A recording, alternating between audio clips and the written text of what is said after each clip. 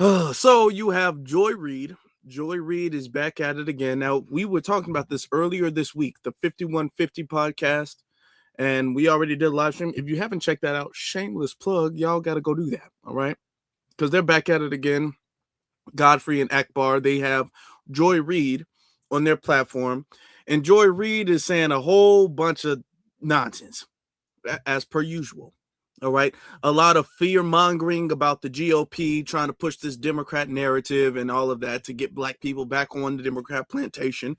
And then she goes on to talk about the reconnection and the division, the cause for the division and the reconnection. And in order to solve a problem, you first have to understand what the issue is. And the reason why we can't have any type of unity, but the reason why a lot of people are turning a cold shoulder to unity and are shrugging off just the idea of unity is because these people, the immigrants, are not coming from they're not coming to the table honestly. And if you're not going to come to the table honestly about why there is disunity, why there is mistrust, and why there isn't a sense of allyship between neither side, if you're not going to be honest about that, if only one side is going to be honest, and that's foundational Black Americans, if only foundational Black Americans are going to be honest about what has actually caused the mistrust or in distrust, what has actually caused the disunity, what has actually caused us to turn away and actually have a thing against that, nothing is going to be solved. But of course, you need this narrative to be pushed out before the midterms. Okay, so they're starting early. We're going to get into it. There's a lot we got to discover. Okay, y'all stay tuned. The price of freedom is death. We're coming to get our check. Welcome, family. I appreciate you all being here. All right, y'all could be anywhere, but y'all here. Appreciate y'all. All right, we ain't even going to keep y'all waiting because there's some stuff we got to talk about. So Joy Reid is, I think everybody knows that Joy Reid is African Tether. We know that she's already publicly come out and said this. So this is the thing, that they'll have a whole bunch of non-FBAs, some Tethers, sit up there talk about our business. One thing that bothers me is that she brings up sinners. I'm going to tell you why in a second, why it bothers me. But first, we're going to play the clip. But before we even play anything, I hope y'all hit that like button already. I would hope that you guys hit that like button already. That would make me very happy. I would greatly appreciate that. If you want to wait a little bit, you can. You know, no rush. We're going to be in here. But I would hope you guys have already done that.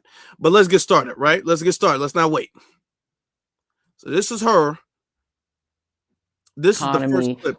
There's really two main clips I want to bring up. This is the first one. It's a little bit shorter, but this is the first one.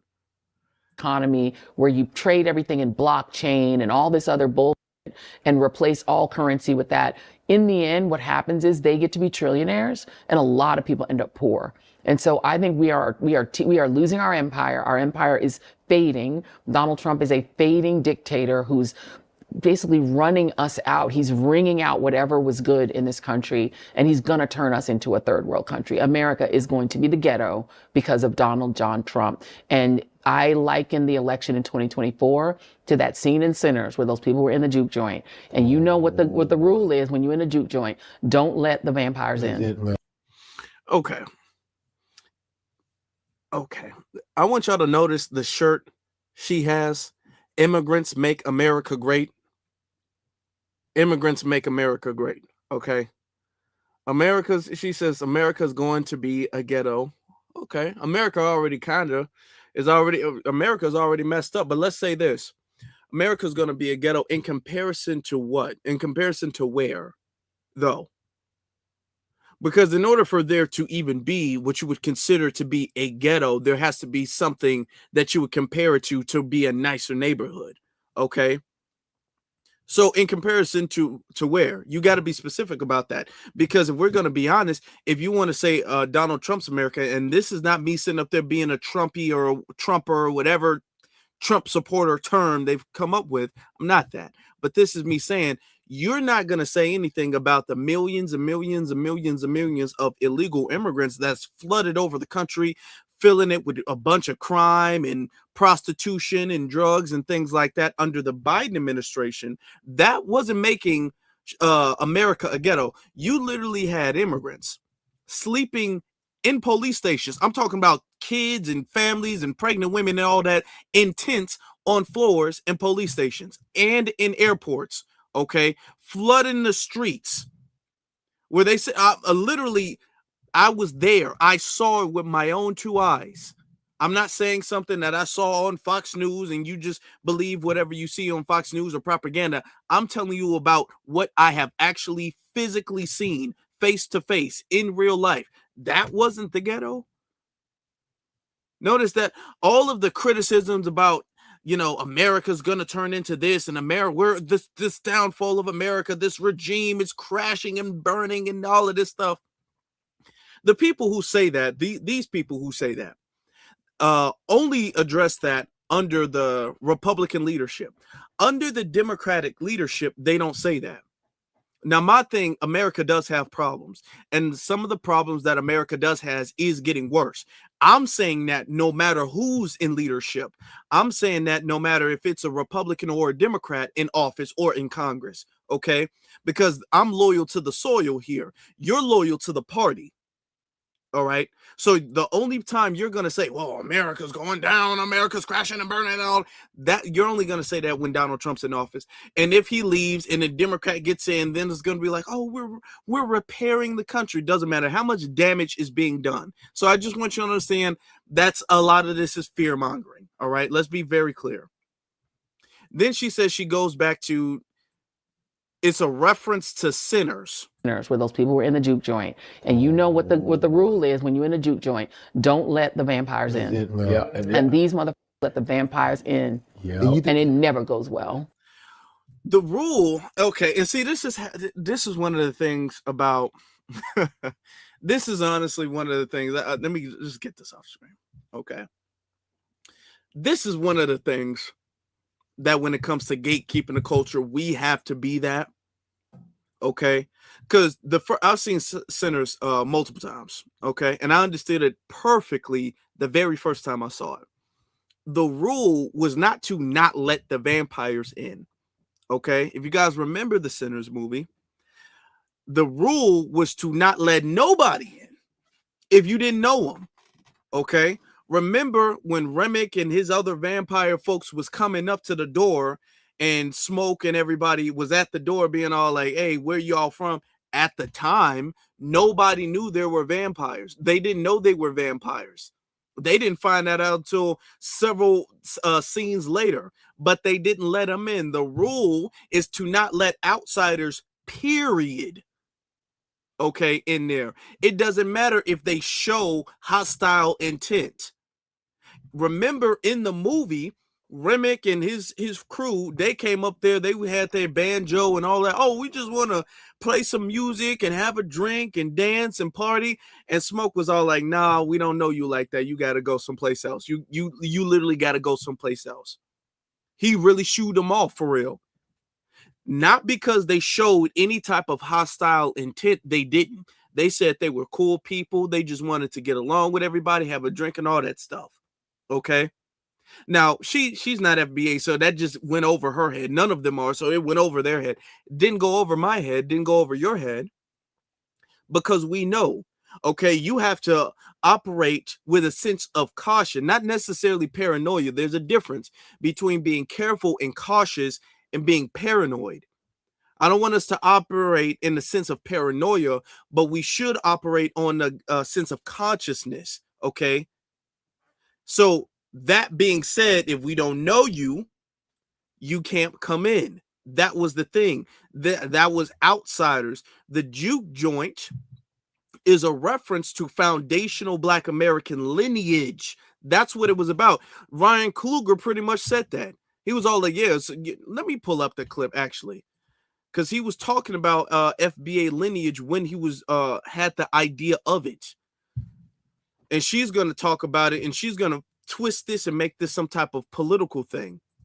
Let me, because I didn't even have a plan to pull it up. I just keep the clips in mind. Okay. Actually, I haven't heard that one. Okay, hold on. Well, it's 2 clips. I'm gonna play both of them actually. Probably not. Actually, I haven't heard that one. Really? What? Why twins? Yeah, white twins. Yeah. I haven't gotten that one. You know, look at the poster. It's a story primarily about Africans in America. If you know the history of foundational Black Americans, they come from West Africa, right? In Nigeria, there is a deity, a twin deity in the Yoruba religion. All right, that wasn't a clip I was referencing, but he said it a couple times, so I might as well say that.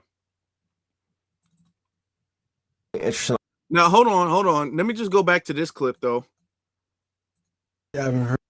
Now, these 2 people, the people you see on your screen right here, these are pretty much the biggest faces in Hollywood right now, currently speaking.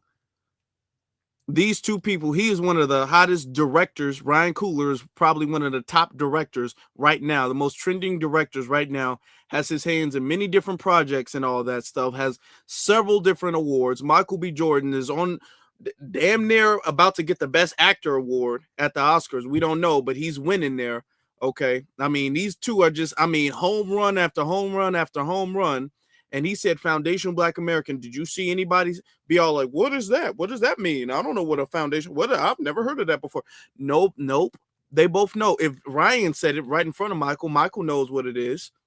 The woman he interviewed, she didn't seem, I don't know who she is, but she didn't seem surprised. I haven't gotten that one. You know, look at the poster. Yeah, she didn't seem surprised by it. So all of that, FBA, y'all only online and y'all don't really exist in real life, and nobody in real life calls them FBA. Nobody in real life even says that. Yo, are online hate group cult. All of that stuff, clearly that's not the case.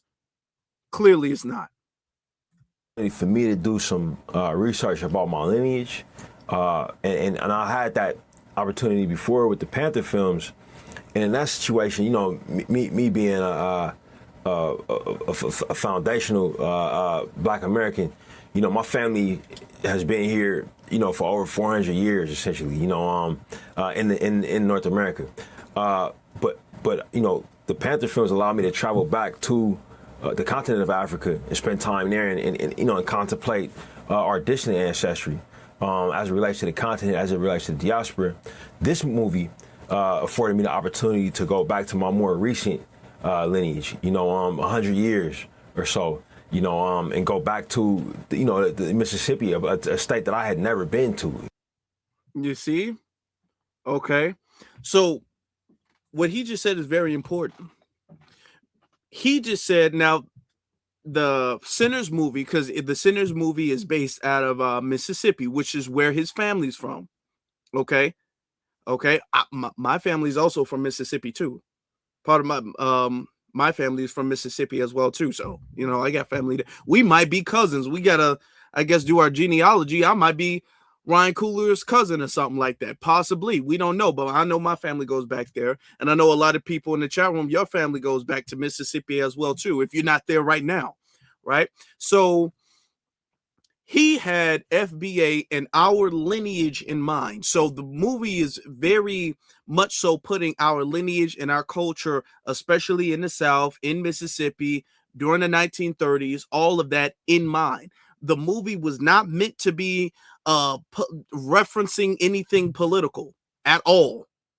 It didn't. It was not meant to do that whatsoever.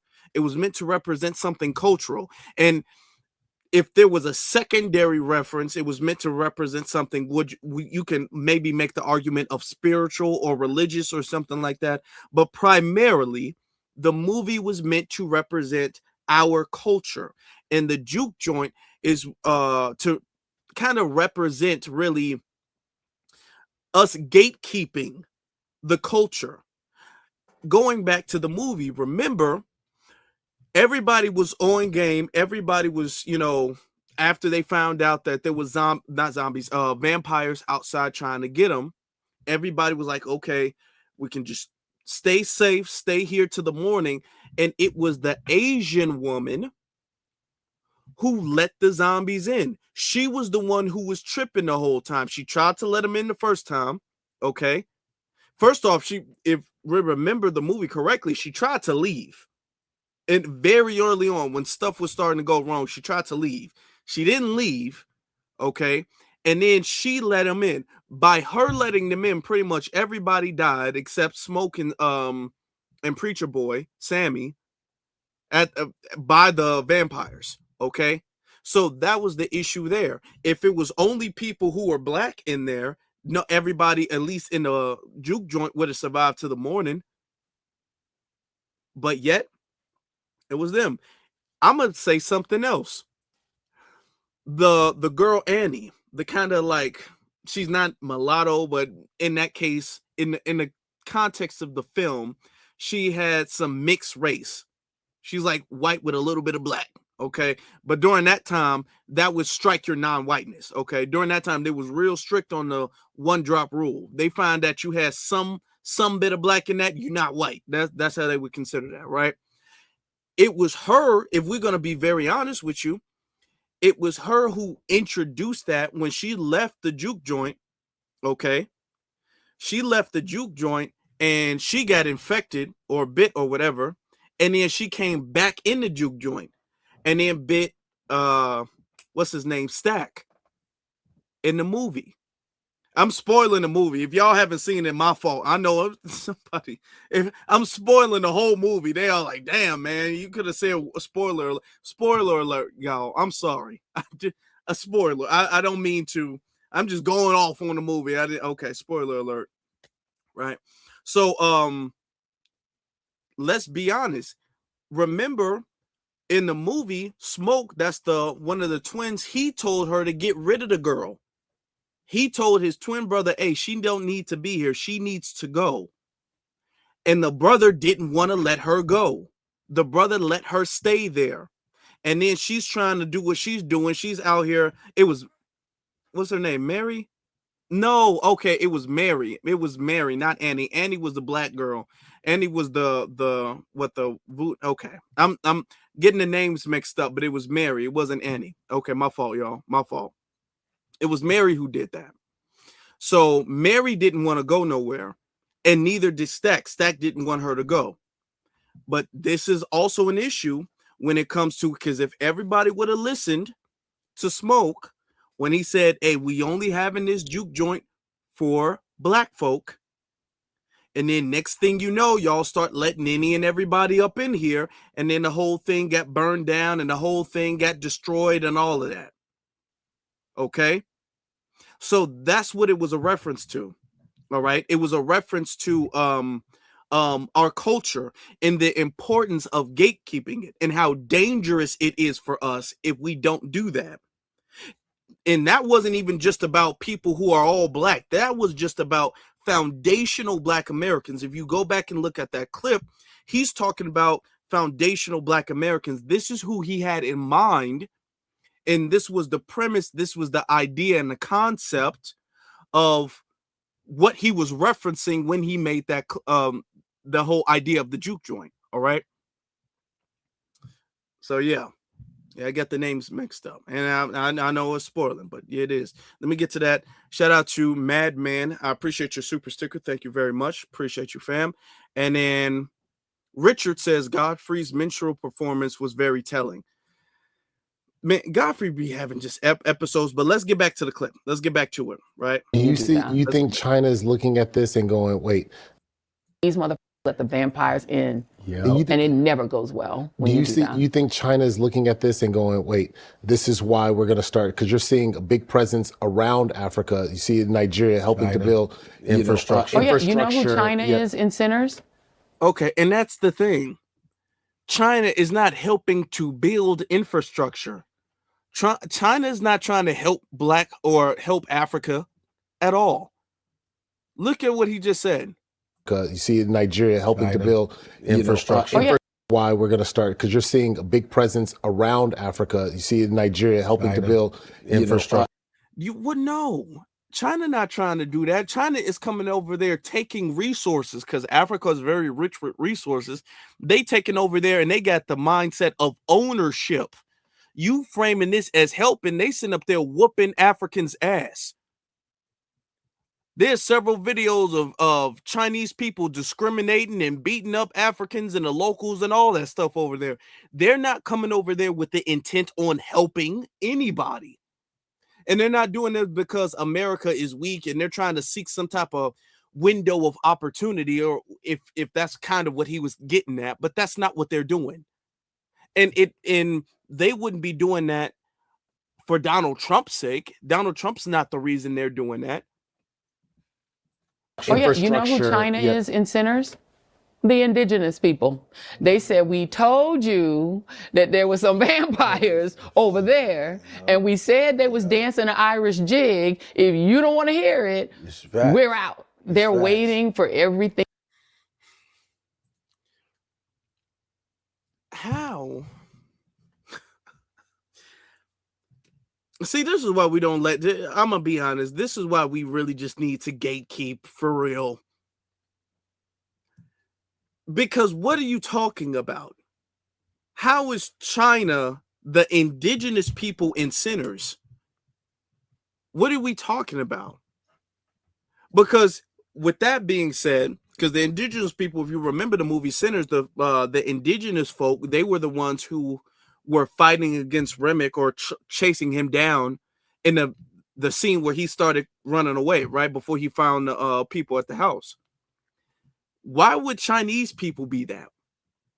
Chinese people ain't tried to warn us about anything. Chinese people aren't looking out for non-Chinese people. What are you talking about? And Chinese people been trying to, what do you see? This is why we don't let people tell our stories. This is one of the reasons we cannot let people tell our history, because what are we doing? And now you're giving them credit. If anybody's indigenous, the indigenous part is in us. Notice how, if you guys saw the movie, Ryan hinted at that. It was a hint at that about us being indigenous, right? It was a hint at that in the movie. Okay.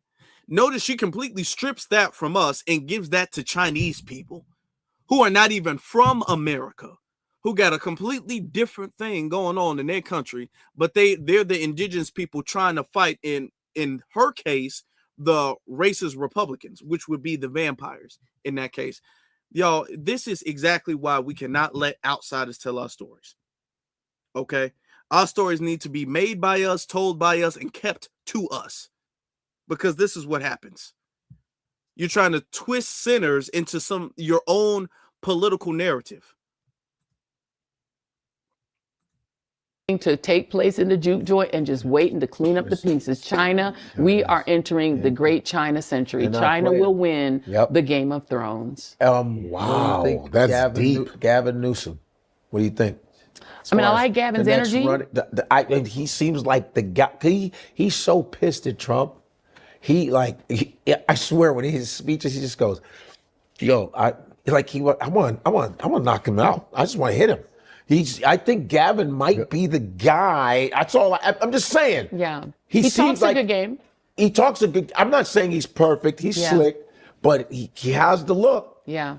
And, he does. And he's angry enough at him. That's a crazy even thought, right? That he has the look. No, but there's Americans a look. are visual. We're visual. There is a look. Yeah, that's what I'm saying. That's crazy. You see Pritzker trying to lose weight to get the look. Who's that? Pritzker's trying to lose weight, and JB Pritzker, he's trying to lose weight quick. There is a look. That's a crazy thing. Yeah. Because, because a lot of presidents are tall, too. Yes. So that. And he's taller than Trump. Oh, he's taller than him. Damn. Yeah. So, that is a which big will intimidate. You don't think Trump will even think of? Okay, all this Gavin Newsom, man, come on now. And is that the standard? Is the standard for who we should back somebody who doesn't like Trump? There's a lot of people who don't like Trump. Gavin Newsom, he's lost the black vote. He lost before he even started. Gavin Newsom hasn't even fully announced that he's going to run for president. He's doing it. He's campaigning, okay? This is why he came out with this book. He came out with a book this year, and they're doing a book tour. And that book tour is a shadow campaign. That's what Gavin Newsom is doing. That's the same thing Kamala Harris is doing.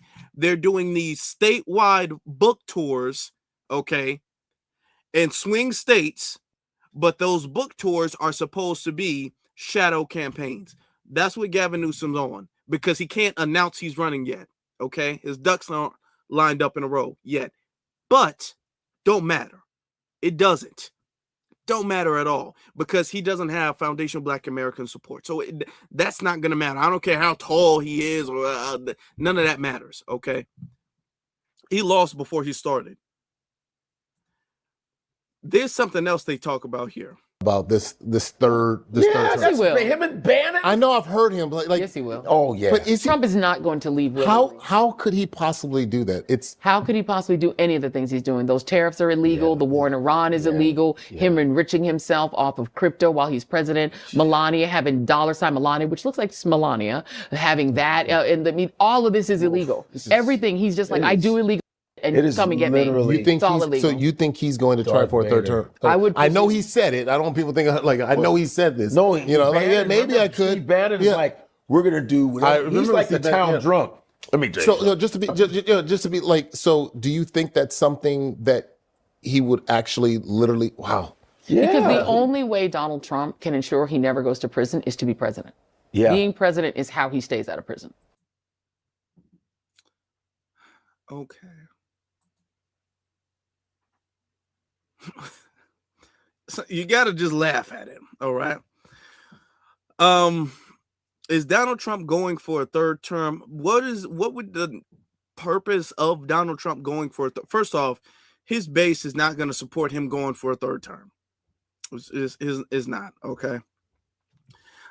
He wouldn't have enough. I don't see that working out for him at all. I don't see what the purpose is.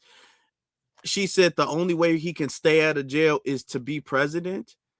So do you think Donald Trump's going to be president for the rest of his life?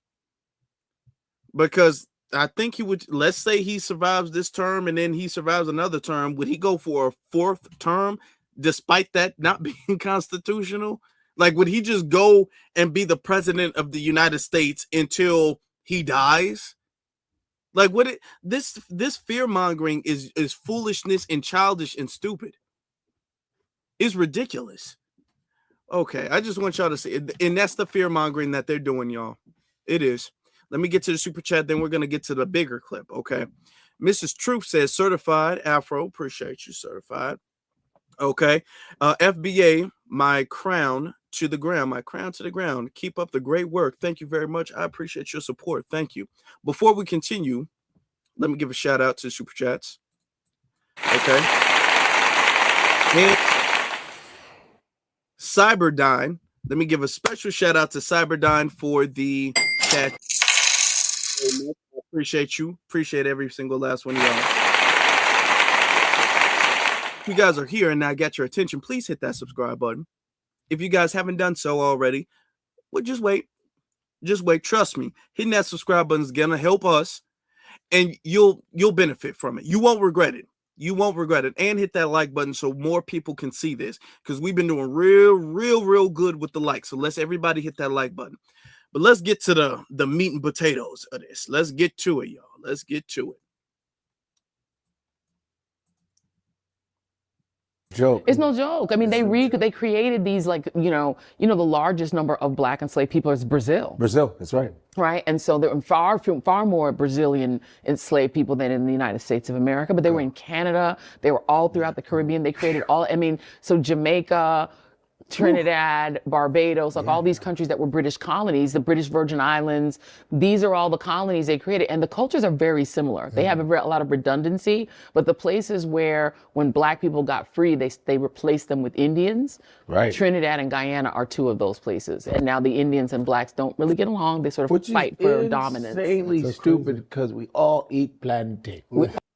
Well, when you talk about the Indians, and that's where a lot of Kamala's family is from, you talk about Indians. Indians are, and I'm glad she said that. Okay, hold on. Let me take that back. That's very important. countries that were British colonies, the British Virgin Islands.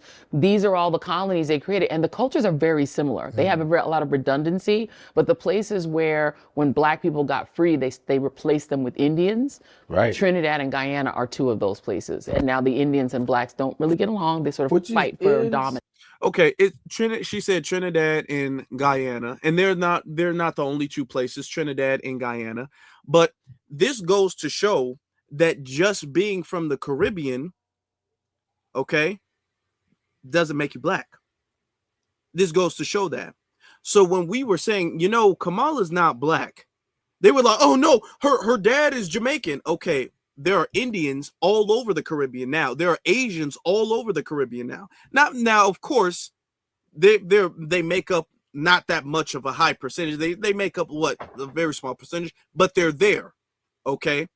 And she knows that. So the narrative of if you're Jamaican, if you were born in Jamaica by default, you're Black. No, okay, and they know that. She's just saying something because she's actually telling the truth right now, but she knows that. And that was that lie that they were peddling to get Kamala into office. I just want you to peep that. Don't let that go over your head. Just peep that real quick. Now let's go on. Insanely stupid because we all eat plantain. We all eat plantain. Well, Everybody's connected by the big banana. The big banana connects us all. Everyone eating plantain. You are African, whether you like it or not. Your makeup's gonna get messed up. It's plantain. So it's maduros. It's plantain. Plátano. It's tostones. Why are you messing up her makeup, man? And you know where else? You know where else we're seeing that though? That same type of division where you're talking about the Indians and with the blacks and the Black and Indians. We're seeing the same thing here in the United States though with Black Africans, Black immigrants. We're seeing a lot of that, and a lot of that has to do. We were talking about that. Colonialism. There's not a lot of information. And I don't say information, teachings of colonialism and how colonialism destroyed Africa. And likewise in Africa, there's not like a lot of going on about the civil rights, right? Because you're all the way in Africa. So when the two come together, it's like, this thing that's happened, No. We're not going to blame the issue we got going on. Some people call it a diaspora war. It's less like a war, because I would be reluctant to call something a war if there's actually like no physical fighting or economic sabotage or anything like that. Okay. Now there's economic sabotage on their side to us, but more like tension when we talk about online. But if we want to call it that, we're not going to blame that on both parties being misinformed. No, that's not the case. That's not the reason for that. Because even though the American school system doesn't make it a priority to teach about colonization in Africa, that doesn't mean we don't know that. Now, do we know all of the details and all of the things that happened in history and all of the major events and major players? Maybe not.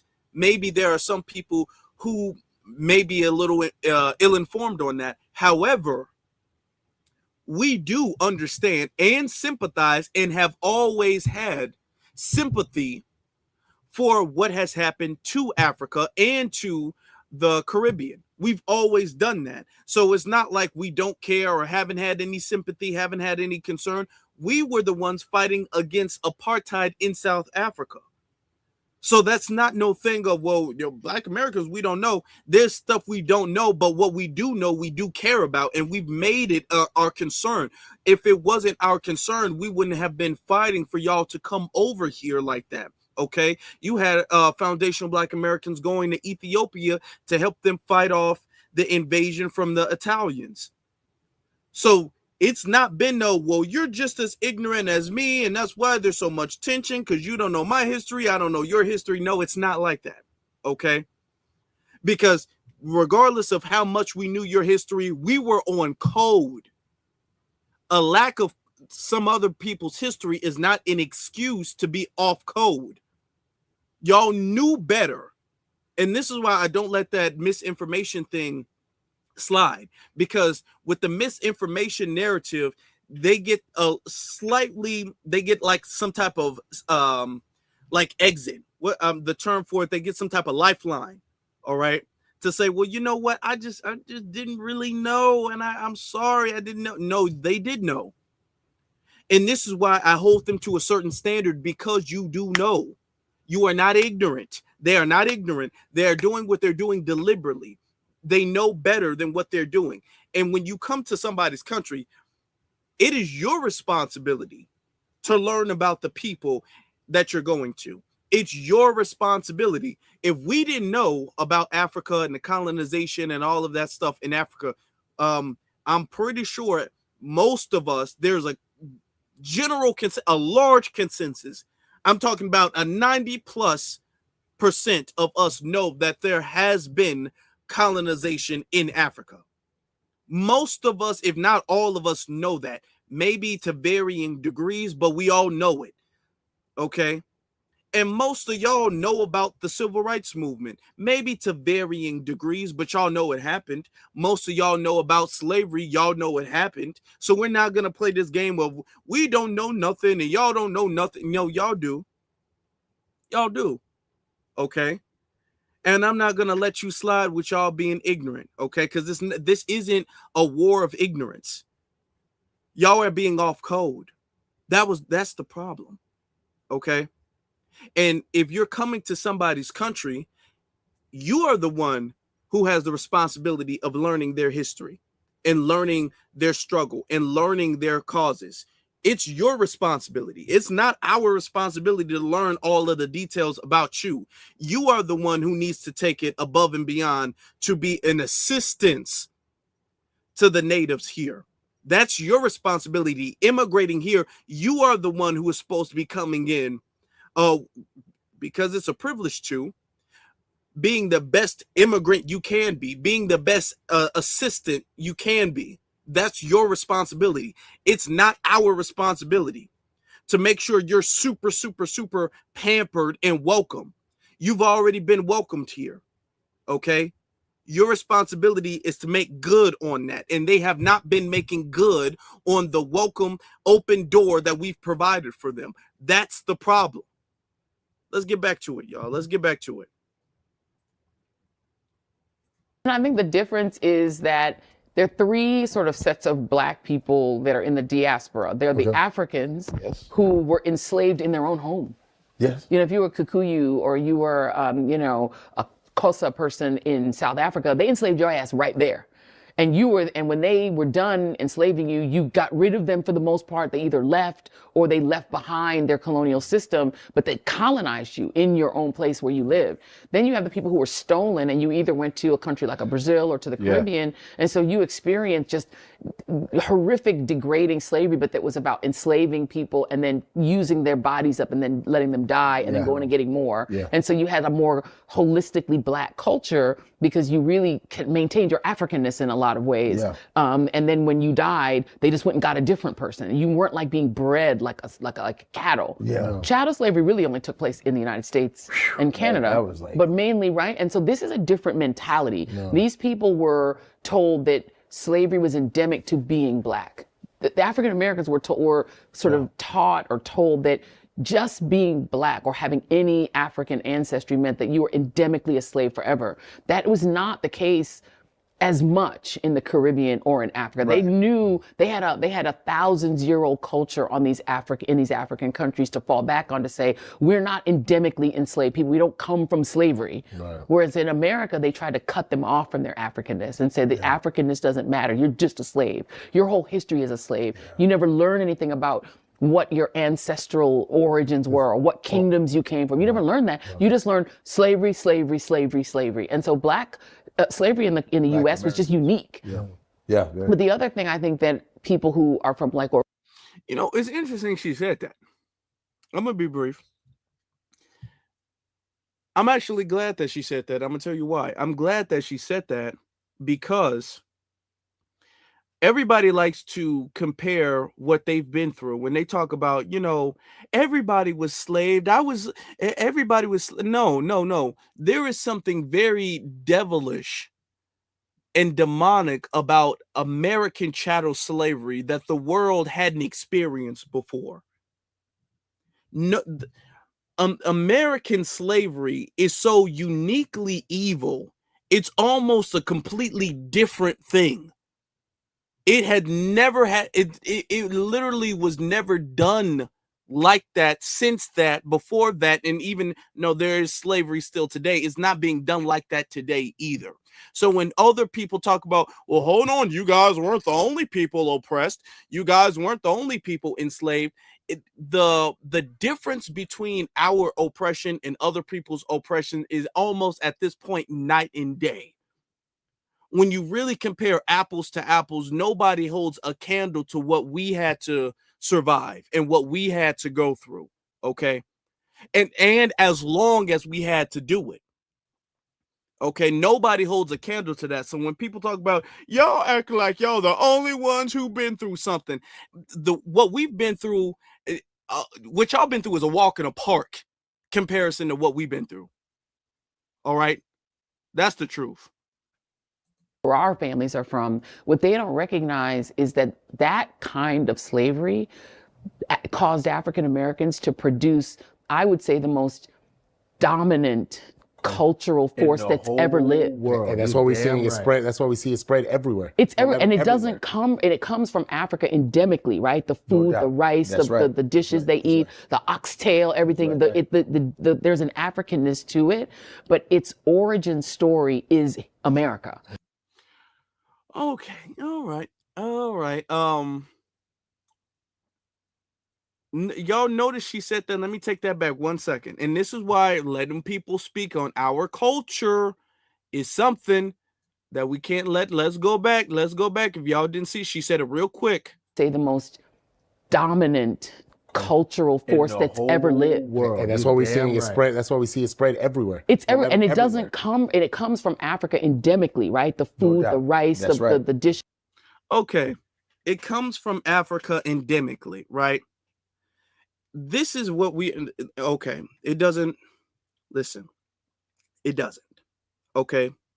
There are things that we have developed and we have came up with that are completely new. No one else in the world has ever thought of that idea. There was not a previous concept. A lot of inventions are concepts and improvements on other things before, okay?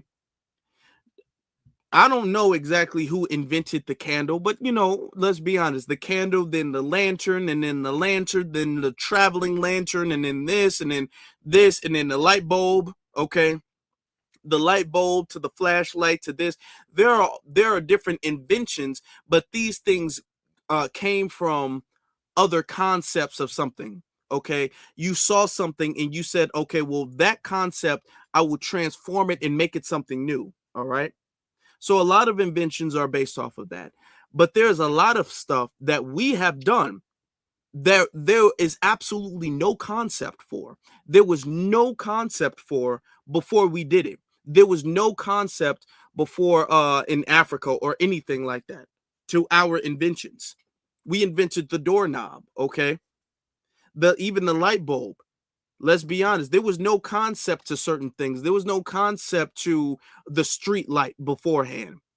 There was no concept to like, I mean, there's so many different, I'm trying to think of some very unique, brand new inventions that we've come up with. There's so many of them. There's so many of them. I'm trying to think. I mean, and when we talk about medical science, you know, being able to draw somebody's blood out and put that in a bag and then have that bag or do blood transfers or open heart surgery. There was no concept to that stuff. Okay. From caller IDs to potato chips, just the food alone. There's a lot of stuff that we've done to the GPS. Thank you. There's things that we have done. There was no concept or previous reference that you can go back to Africa for. Look, thank you. The pacemaker, hell, the who else? The paramedics, the ambulance. All right. These are things that didn't have. We have inventions, unique, brand new, completely original inventions that there wasn't concepts to before. So the whole everything is endemically African, that's untrue. And you're saying that because you want to give all of this credit, everything we done. Toilets, that's another one. There was no concept to that in Africa. Okay. A flushable toilet and things like that. There are things that we have done not even playing cards. What's that thing called? The lottery, which was based off of running numbers. There was no concept of that before. We made that out of what we've had. There are dishes that we've made out of what we've had. There are songs. There's no concept to certain songs in Africa because our enslavement bred a different condition, which forced us to do a different thing. All right. So there you had singing in the fields, which turned into gospel and blues and all of this stuff. There's no concept to that beforehand. And there's no concept to country and in Africa. There's no concept to a lot of things there. There are no concepts to our fashion sense back in Africa. Okay. And this isn't honestly to just beat up on Africa, but this is to specify our difference here, our unique difference here. Because there is an African root to foundational Black Americans, and there is also an indigenous root to foundational Black Americans. A lot of our concepts are also based off of things that were here indigenously, that were here prior to Europeans coming over here and all that, and the colonization and stuff. So there's a mix of everything. And then there are brand new things that were not here indigenously, that were not native to Africa either. But notice how she tries to give credit, but also say that really Africa is the cause of whatever we do. And that narrative always gives the credit back to Africa. Like everything we do, every invention, every innovation, every goal we've set, the credit always has to go back to Africa. And we're not doing that. You're not going to have this stolen valor from our credit and our struggles and give that back to them. I'm not going to let you do it. You're not going to do that. There's stuff that we've done that's uniquely here. All of the stuff we've done is about us and about the conditions that we have had to face that were separate from Africa. All right. The stuff that, it's uniquely is no, it's not. No, it's not. People talk about, well, they carried the memories. And actually, there are scientific studies that say memories can be, carried on through the bloodline. So there's science to that. But if we want to acknowledge that scientific aspect of it, we also have to acknowledge the indigenous scientific aspect of it. So every invention you can't trace to Africa because you also would have to give the credit to the indigenous percentage of it, which would make an even larger factor in whatever invention. But there's stuff even here that there was no native or indigenous concept to. All right. There's things that have been made just off of pure genius.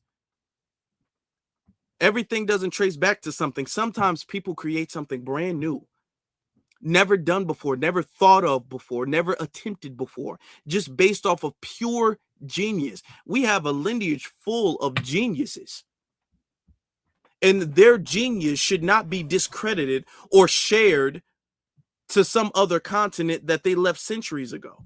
That's not fair to them. I'm not saying this because I don't want to give Africa no credit. No, it's not like that. But that's not fair to the people who've had to struggle. And there's a lot of patents that we didn't get credit for. But the people who've had to struggle, the people who've had to innovate, the people who've tried and failed and tried and failed and tried and failed, for them to finally succeed, for you to share the credit that they deserve to somebody else. I'm not letting you do that to them. That's not right to do. That's stolen valor, and that's giving them their credit, and that's stripping their credit away. Now, y'all won't do that with nobody else. There's stuff that anytime somebody else did something, y'all give them their full credit for. Y'all don't try to say, well, actually, you really got to give the credit. If a Japanese person comes up with something, y'all don't ever say, well, y'all really, really got to give the credit back to China. Y'all don't do that. Y'all don't do that. Okay? It's only when it comes to foundational Black Americans when we do something, then, well, it's like this credit tax, where everything we do, y'all come on over here saying, okay, I get 10% of that. You know that, right? And that's over with. We're not paying this credit tax. that we, for whatever reason, feel like we owe to Africa. Everything we did, here comes Africans coming over here. Where's about 10% now? Come on now. No, that's over. That's over with. That's over with. That's done. That's for the birds. That's over with. They eat the oxtail, everything. There's an Africanness to it, but its origin story is America. And so they create this thing that is, up until a certain, we didn't even say African American when I was growing up. People would say, they used to say Negro, then they said African American, and blacks kind of rejected that. The term that black Americans like is black. They like black, yep. And so because it rolls over. Was it Jesse brought up African American, Jesse Jackson? Yeah, it was this idea of saying we're African, but in America. But African, when I was growing up, being African was not cool. Us little four little Africans. There was no connection, right? So they were like, oh, the African booty scratcher. They saying like that. Remember the African booty scratcher? Because oh my God, man. Oh my God. Yo, they all tell the same. This is how you know it's made up.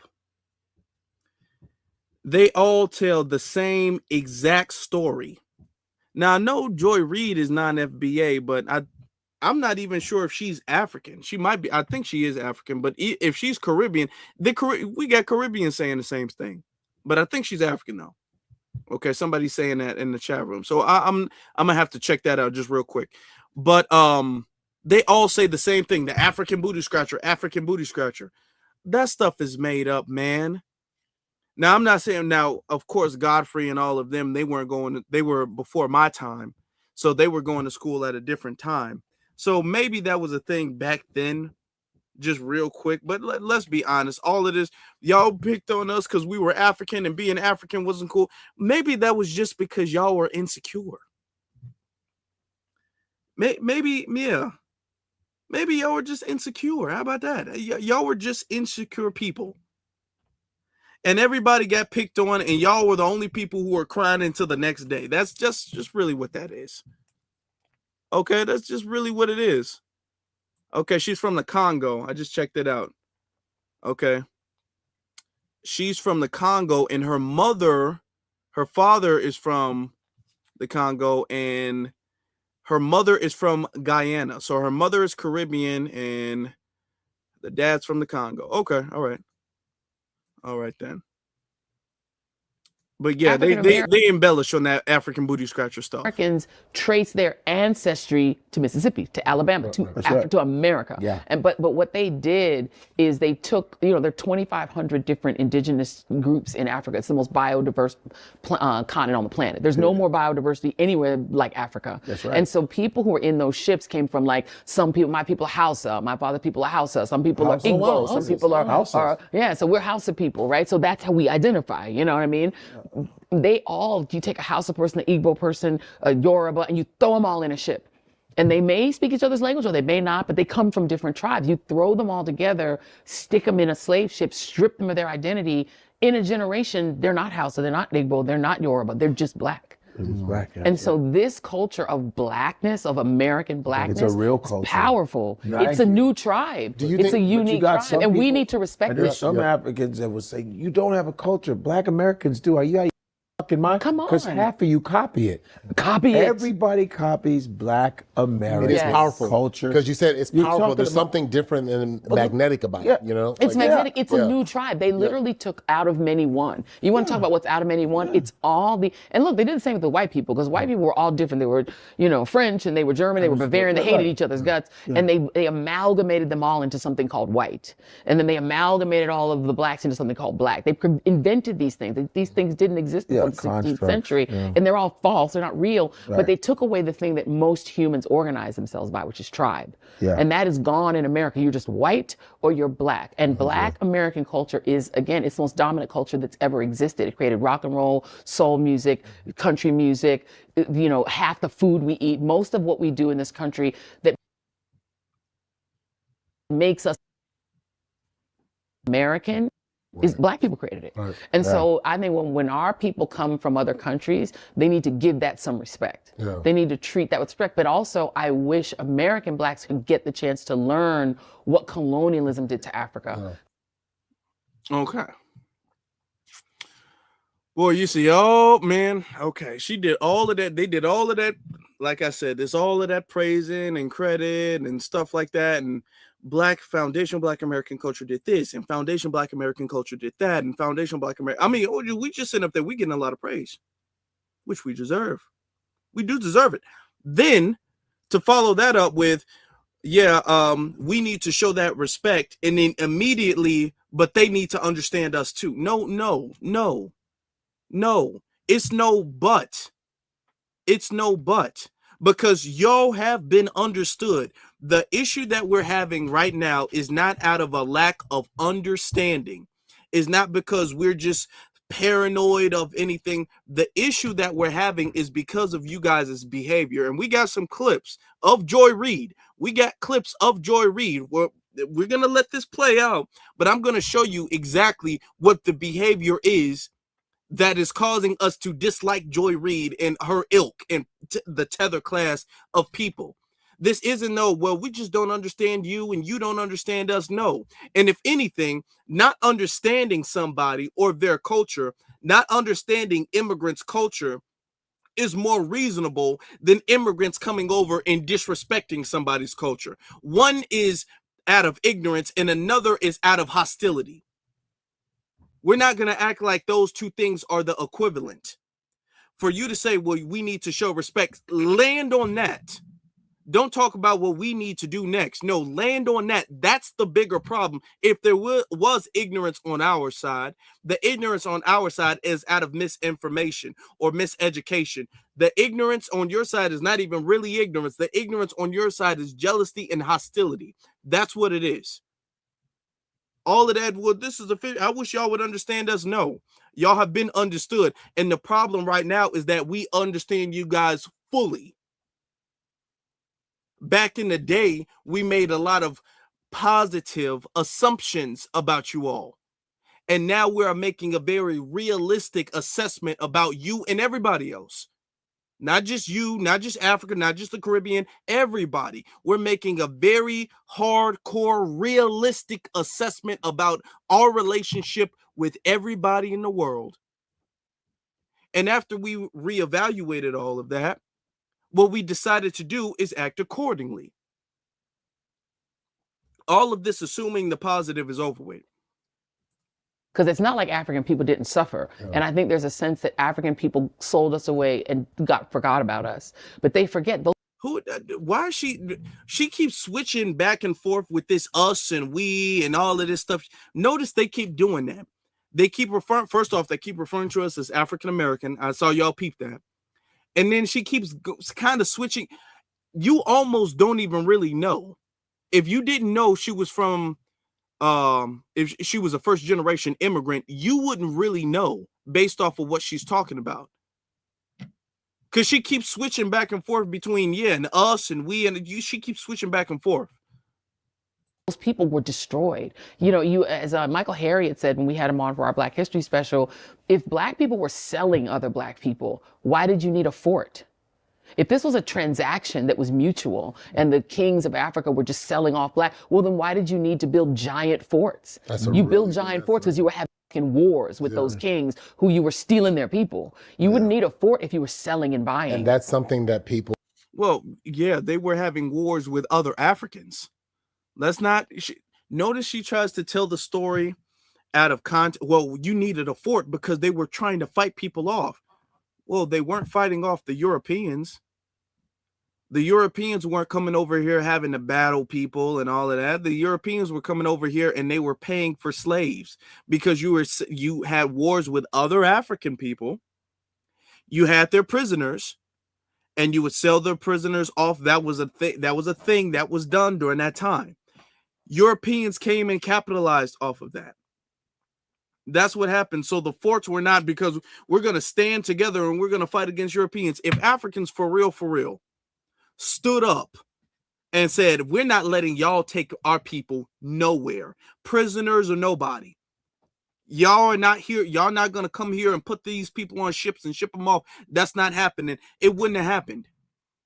It wouldn't have happened. Just to have them fight so hard, it would have been infeasible for them to come over here from Europe to Africa and then bring them from Africa to the Americas. That wouldn't have made any sense. They would have lost more money trying to do that.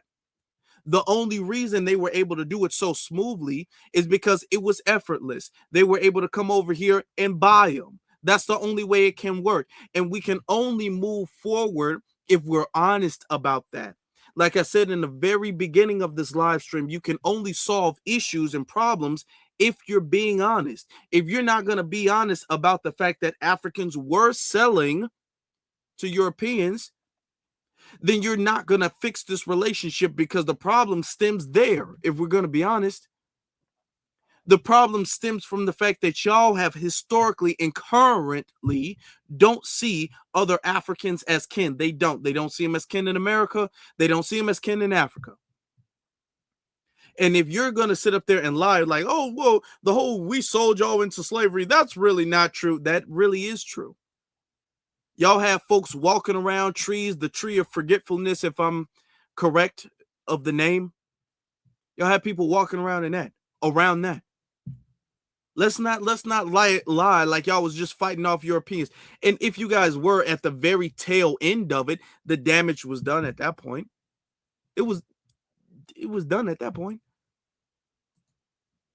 We're going to play a little more now. I'm going to get to some of the super chats.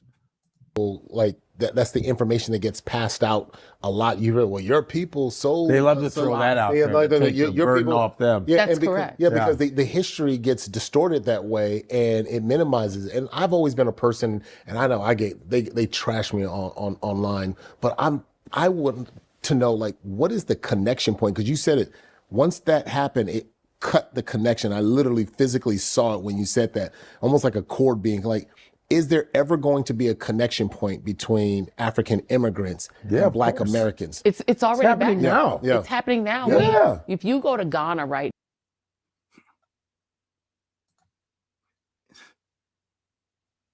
It's happening now? Really? It's happening now? Okay. I want you to remember Joy Reid saying that, because that's going to be relevant later on. Just remember she said that. It's happening right now. We're already cool, okay?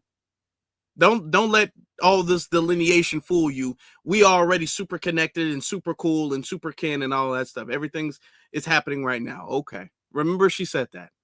now, you will see African Americans on every street. Yeah. They're getting their residency. They're getting their citizenship. Yeah. They're moving back. They're reinvesting. Africans No, it's not no moving back. If we're from America, see, and that's the issue there. You guys don't acknowledge and respect the fact that America is our home. Now, you was doing all of this praise about foundation Black American culture, but then you want to say moving back as if America isn't our home. America is our home. If anything, we're immigrating there. Okay? You wouldn't call a Nigerian moving to America moving back to America. You wouldn't call somebody from Ghana moving to America moving back to America. Okay? They're moving to a completely different place. So any foundation Black American, there's not too many of them, but any foundation Black American who does move to Africa isn't moving back to Africa. They're moving to Africa. But you're using the word back because you're pushing this narrative, and that keeps the narrative that Africa is really our real home. Okay? And you don't really belong that much in America. You really belong in Africa. Connected the umbilical cord ourselves. And that's why you always talk about why people are mad. The 1619 Project was one of those moments where Black people said, no. We're going to recreate our own history. We're going to tell our own story. And that story does not mean that we come from slavery. Right. We don't come from slavery. Boy, all these we's, man, all these we's. And both those two, Godfrey and Akbar, they're Nigerian, so they ain't got nothing to do with slavery. If they better not have nothing to do with slavery, because the only tie they would have to any type of slavery is if their ancestors had sold other people into slavery. But their people were not enslaved like that, colonized, I would say. But no, They don't have anything to do with American chattel slavery, nor does Joy Reid. Her folk are from the Congo, and then her other folk are from Guyana. Now, the Guyanan people were enslaved. Yeah, we can say that, but that's not chattel slavery, as she just elaborated earlier. That's not chattel slavery. They're over here talking about the conditions and the effects and all of that stuff with chattel slavery, and neither one of these people have any connection or any reference, any family member at all that has anything to do with chattel slavery. But they're speaking as if there's some authority. Joy Reid is sitting up here speaking on as if she is an authority on American chattel slavery. She's not a historian. She's not no professor. She's not no author. She's not no nothing like that. Okay, she was a commentator for what? MSNBC. She was a commentator, and yet she's speaking on somebody else's history with a bunch of authority. Like, come on now. Well, I mean, she does have a couple of books, so she is an author, but not on Black history, though. You all come from oppressing. You guys come from robbery and theft, and you need to own that. Yeah. But we are starting to like tell our own story and reconnect ourselves to Africa and really invest in Africa and realize there's a huge bounty of human capacity, of financial capacity, and that together we're like the most powerful weapon on earth. No. We first off, why you keep all of this we? Let me just this we is bothering me. Okay, we are reconnecting and we are reinvesting and we are no. First off, let's say for the sake of the argument, just for the sake of the argument, I know this is gonna rub some people the wrong way, but bear with me. I encourage you, okay, because I'm gonna make an important point. Bear with me for the sake of the argument. Let's say 100% of Black people were from Africa, all. Okay, and there was not a lick of blackness, not a lick of everybody was melanated, was on Africa. Everybody, okay, for the sake of the argument. Okay, follow me. And then it was Europeans that brought Africans to the Americas, right? And that all of this chattel slavery and all of that stuff, let's say that. The burden to reconnect is not on the enslaved. The burden to reconnect isn't on the people who are transported and taken from Africa to America. The burden to rebuild that bridge and to rebuild that connection, to rekindle that fire is on Africa. That's the burden. The burden to reconnect and to rejoin and to regroup and all of that stuff is actually not on the enslaved. The burden of that is on the continent. The burden of that is on the motherland, as they would say. That's where the burden is on. Okay, it is not our responsibility to be extending these olive branches. It's not our responsibility to be subsidizing and funding your cities and funding your towns and doing all of that stuff. It's you all. It's the continent who needs to be opening their doors, welcoming people in for free. It's the continent who needs to be doing that. It's not our responsibility to be searching for their parents and stuff. Okay, that's like, for the sake of the argument, for the sake of the argument, it's like a law. If you were caught up in the foster system, a child was caught up in the foster system, and the parent is looking for the child, it's the parent's responsibility to find the child. It's not the child's responsibility to go find the parent. Let's use a less extreme scenario. You got a mom, dad, and a kid. It's the parent's responsibility to make sure that they sanction off time for the kid, to teach the kid, to play with the kid, to feed the kid, all of that stuff, to make sure that the kid is good. It's not the child's responsibility to schedule their time for the parents, okay? To book an appointment to see the parents. It's the parents' responsibility to make time for the kid, not the other way around. Now, I'm not saying we're the kid. in this situation, but I'm trying to get us to understand with multiple analogies the burden of responsibility. If you're going to acknowledge the fact that there was slavery or there was people selling, the burden of responsibility isn't toward the enslaved. The burden of responsibility is to Africa. The same people that you claim y'all fought all these wars to keep us from slavery, but yet y'all never went back to grab nobody. Okay, I want y'all to think about that logic. Joy Reid said that pretty much, oh, all the Africans sold other Africans. That's not really true. I mean, let's be honest. It was like they were coming over here taking folk. I mean, well, if they were taking folk, it was pretty easy because y'all weren't fighting back that hard. Y'all didn't go grab nobody. Okay.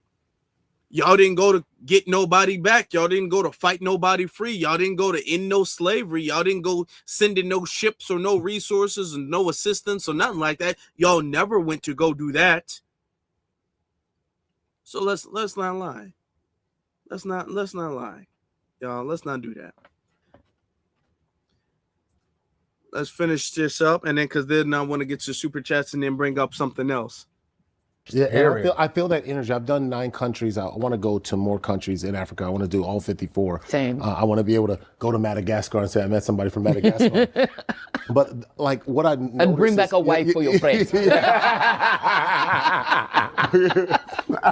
what I love is like there is this similarity and this connection through all of the countries I've been to in Africa. Like there is this connection that I feel the same being here, growing up in America. And I'm like, I just want to see and minimize or eradicate the confusion that is the distrust or the pointing fingers at each other. Well, you guys are this way, or you look down, or you think you're better. You're an African booty scratcher. Well, how do you think they stole us? Yeah. I mean, their method was to say, hey, tribe number 1, sell me somebody from tribe number 2, or give me your prisoners of war from that tribe. They're not, remember, these people didn't think of themselves as all black. You're this tribe, I'm that tribe. If I have prisoners of war from the other tribe, okay, I'm going to go ahead and let them go to you. And then they got greedy and said, you know, it's not enough for me to give you your prisoners of war. I'm going to go back and just take people, right? But it did start out as, I'll take my prisoners of war. They didn't think it was going to be endemic slavery forever. Right. And then once they got greedy and were like, come and taking people, then there were the fights. But even in the Caribbean, okay. Oh, so that just adds a layer of context to your earlier statement that we were talking about y'all sold us and that's not really true like that, and y'all be bringing that up. Okay, so you admit, y'all were selling folk. And that's what we've been trying to say the whole time. Yeah, you just admitted that. Y'all were selling people. Africa was selling other African people, okay? Whether they were enemy tribes or people from other tribes or their prisoners, whatever the case may be, they were selling them off to Europeans. Now, is it possible that Europeans circled back and, you know, went bad on the deal and then just started taking people? Then, you know, it's the nature of Europeans to backstab folks. So I'm not going to rule that out. I mean, we all know Europeans, they don't really make good on their deals anyway. But if y'all did, if the Europeans, if they did come back and then start grabbing extra people, then that was well after the fact. That was well after the damage had been done. And that was a very small minority of people. Majority of all of the enslaved people that they got, they purchased. They were coming over there purchasing folk. If they maybe snatched a couple of people here or there, possibly, I'm not going to rule that out. I'm not going to give the Europeans any type of credit on that. But most of the people, they were buying. If they were snatching people up like that, there would have been a massive fight and a pushback, which would have made slavery way more expensive, going over there trying to grab people, way more expensive, way less feasible, way more difficult, and that would have stopped. The reason it went on for so long is because it was super easy, because y'all were selling people most of the time. Most of the time. And most of the people who were there were slaves. Most of the people in the pretty much the Americas who were bought from Africa went because they were sold off. That's the only way that even makes sense, y'all. That's the only way the math even makes sense. You can't sit up here and tell me that there was some massive resistance in Africa, but they were able to get all these people. No, they were not. If there was some massive resistance, you would see ships burning down, European slave ships burning down and all that stuff. It was already difficult enough to transport them, let alone imagine going to another continent, fighting the people, kidnapping the people, and then transporting them. No, they was going over there and they was trading and all of that stuff, and y'all were turning people over willingly. All right, let's not lie. And see, the lying and the disingenuous part is why there is no unity and connection. Okay? Because nobody wants to team up with somebody who's not honest. Nobody wants to team up and unify with people who are liars and dishonest, because dishonest people are untrustworthy people. Now let's take it back a little bit. Were like coming taking people, then there were the fights. But even in the Caribbean, there are a lot of African Americans who think of Caribbean blacks as like foreign. They're probably your cousins. If you're they think of Caribbean blacks as foreign. Somebody needs to get her a map. In New Orleans, you're probably Haitian. You know, I mean, if you're in Florida, you are probably from Barbados, because you probably have first cousins in Barbados.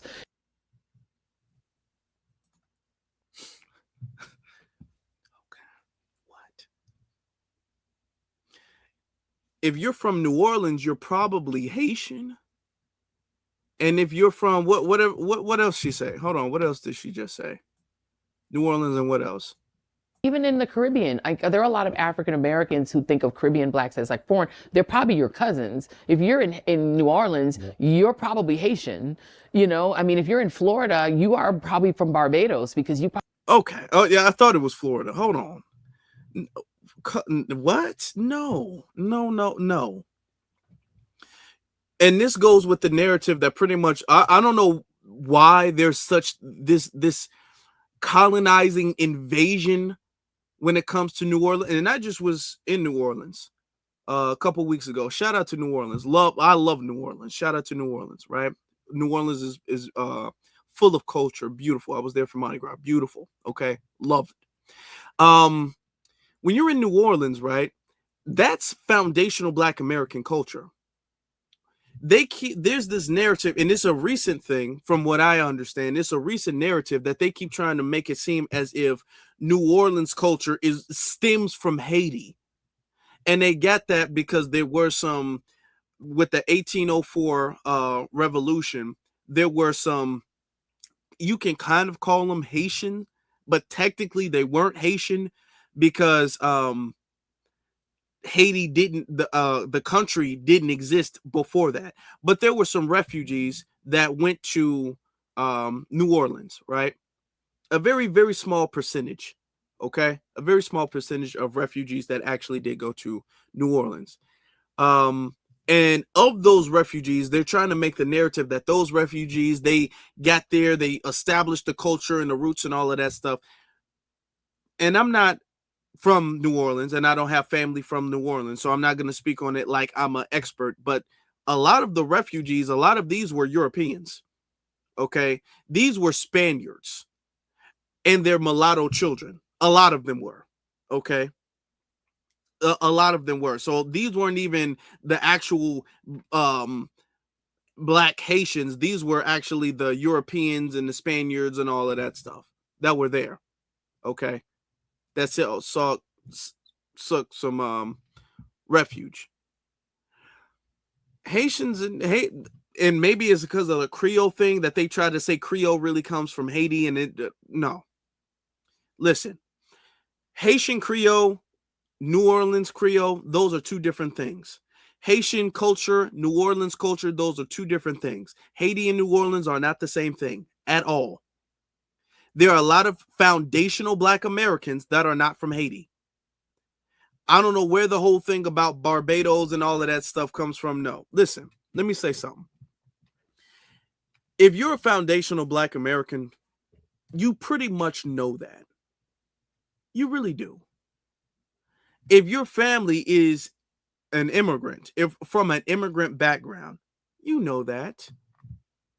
They haven't been here that long. It's not like they've been here for so long. They haven't even really been here that long. Most of the immigrants here now, they're only a few generations in.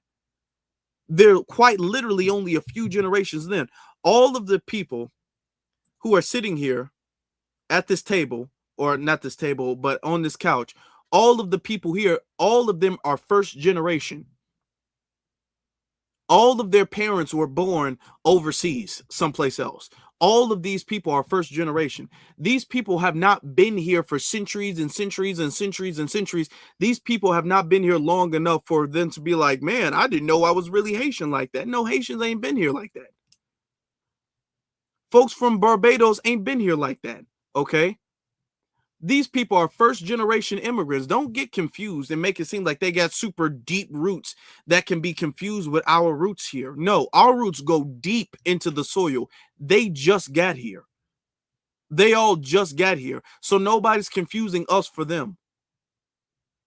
Probably have first cousins in Barbados. You know, they would drop people off in They wouldn't be your first cousins. the Caribbean and then sell them to South Carolina. Like the route was often Caribbean, then the U.S. That's where they were break slaves. Okay. A lot of people bring that up too, and I want to debunk that point. If you were on a ship, just follow me. I'm going to say it's super simple because I know Joy Reid is probably going to listen or something, right? If you were on a ship to Africa, and that ship, the first destination was somewhere in the Caribbean, and then the second destination where you stayed was in America, then that's the destination. It's like a train or a bus.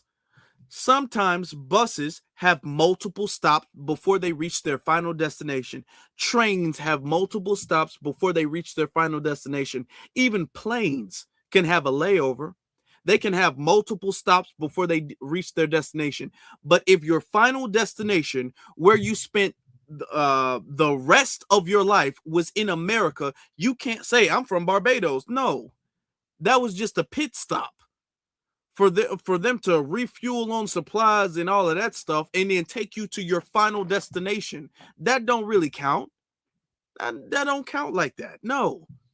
If your final destination was in South Carolina, North Carolina, that's where you were from. And then you had all of the rest of your family and descendants and all of that in North Carolina, South Carolina. Your family's from North Carolina and South Carolina. You can't say, well, actually, my family's really from. No, it doesn't count unless that's where you were living. Okay? That's where your family was living and built. Our family was living and built America. Even if, with this logic, even if our family did stay there for some years and then eventually came to America, if they came to America and then contributed in the building of America and spent several hundreds of years in the building of America, and their culture and everything like that was stripped from them, and they were a part of foundational Black American culture during the building of America, that those few little years they spent someplace else don't really count like that.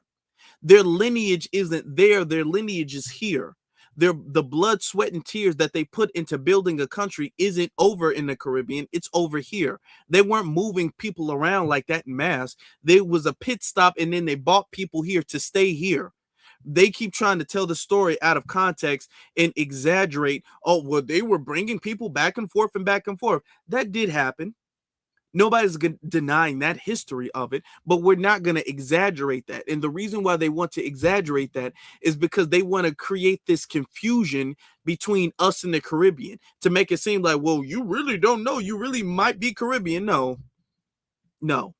We literally have paperwork that stems from hundreds of years here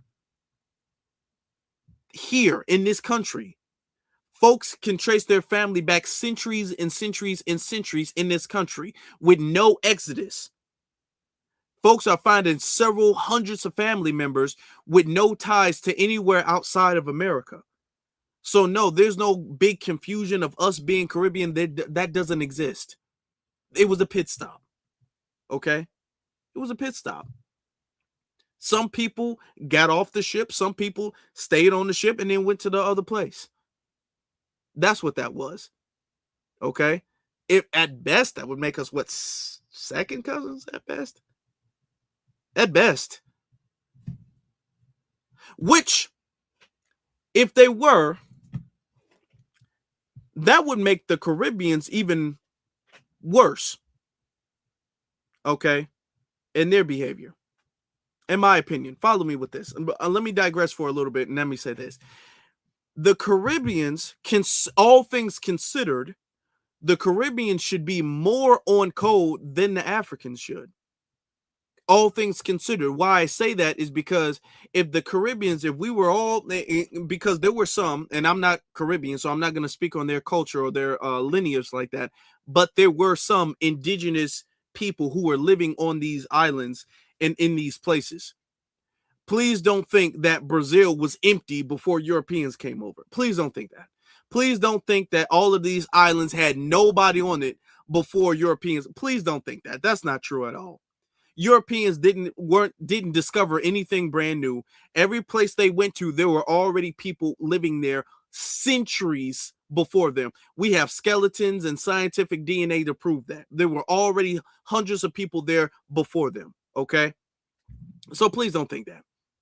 But when they go over, and if we were all sold off or kidnapped, right? But let's say we were sold off. If they dropped them off in the Caribbean and then they put us someplace else, if the Spanish who enslaved us to a degree, if the British and the Europeans enslaved you guys, made you guys do things, oppressed you guys, subjugated you guys, there should be, if the conditions, now it's not the same. Chattel slavery is very unique to America. They didn't get down like that in the Caribbean. But you still had white masters, right? So that means that you guys should be the most on code when it comes to us. To be very honest, I have higher expectations for Caribbeans than I do for Africans, as far as being on code, as far as that's concerned. I'm not trying to give Africans any slack, okay?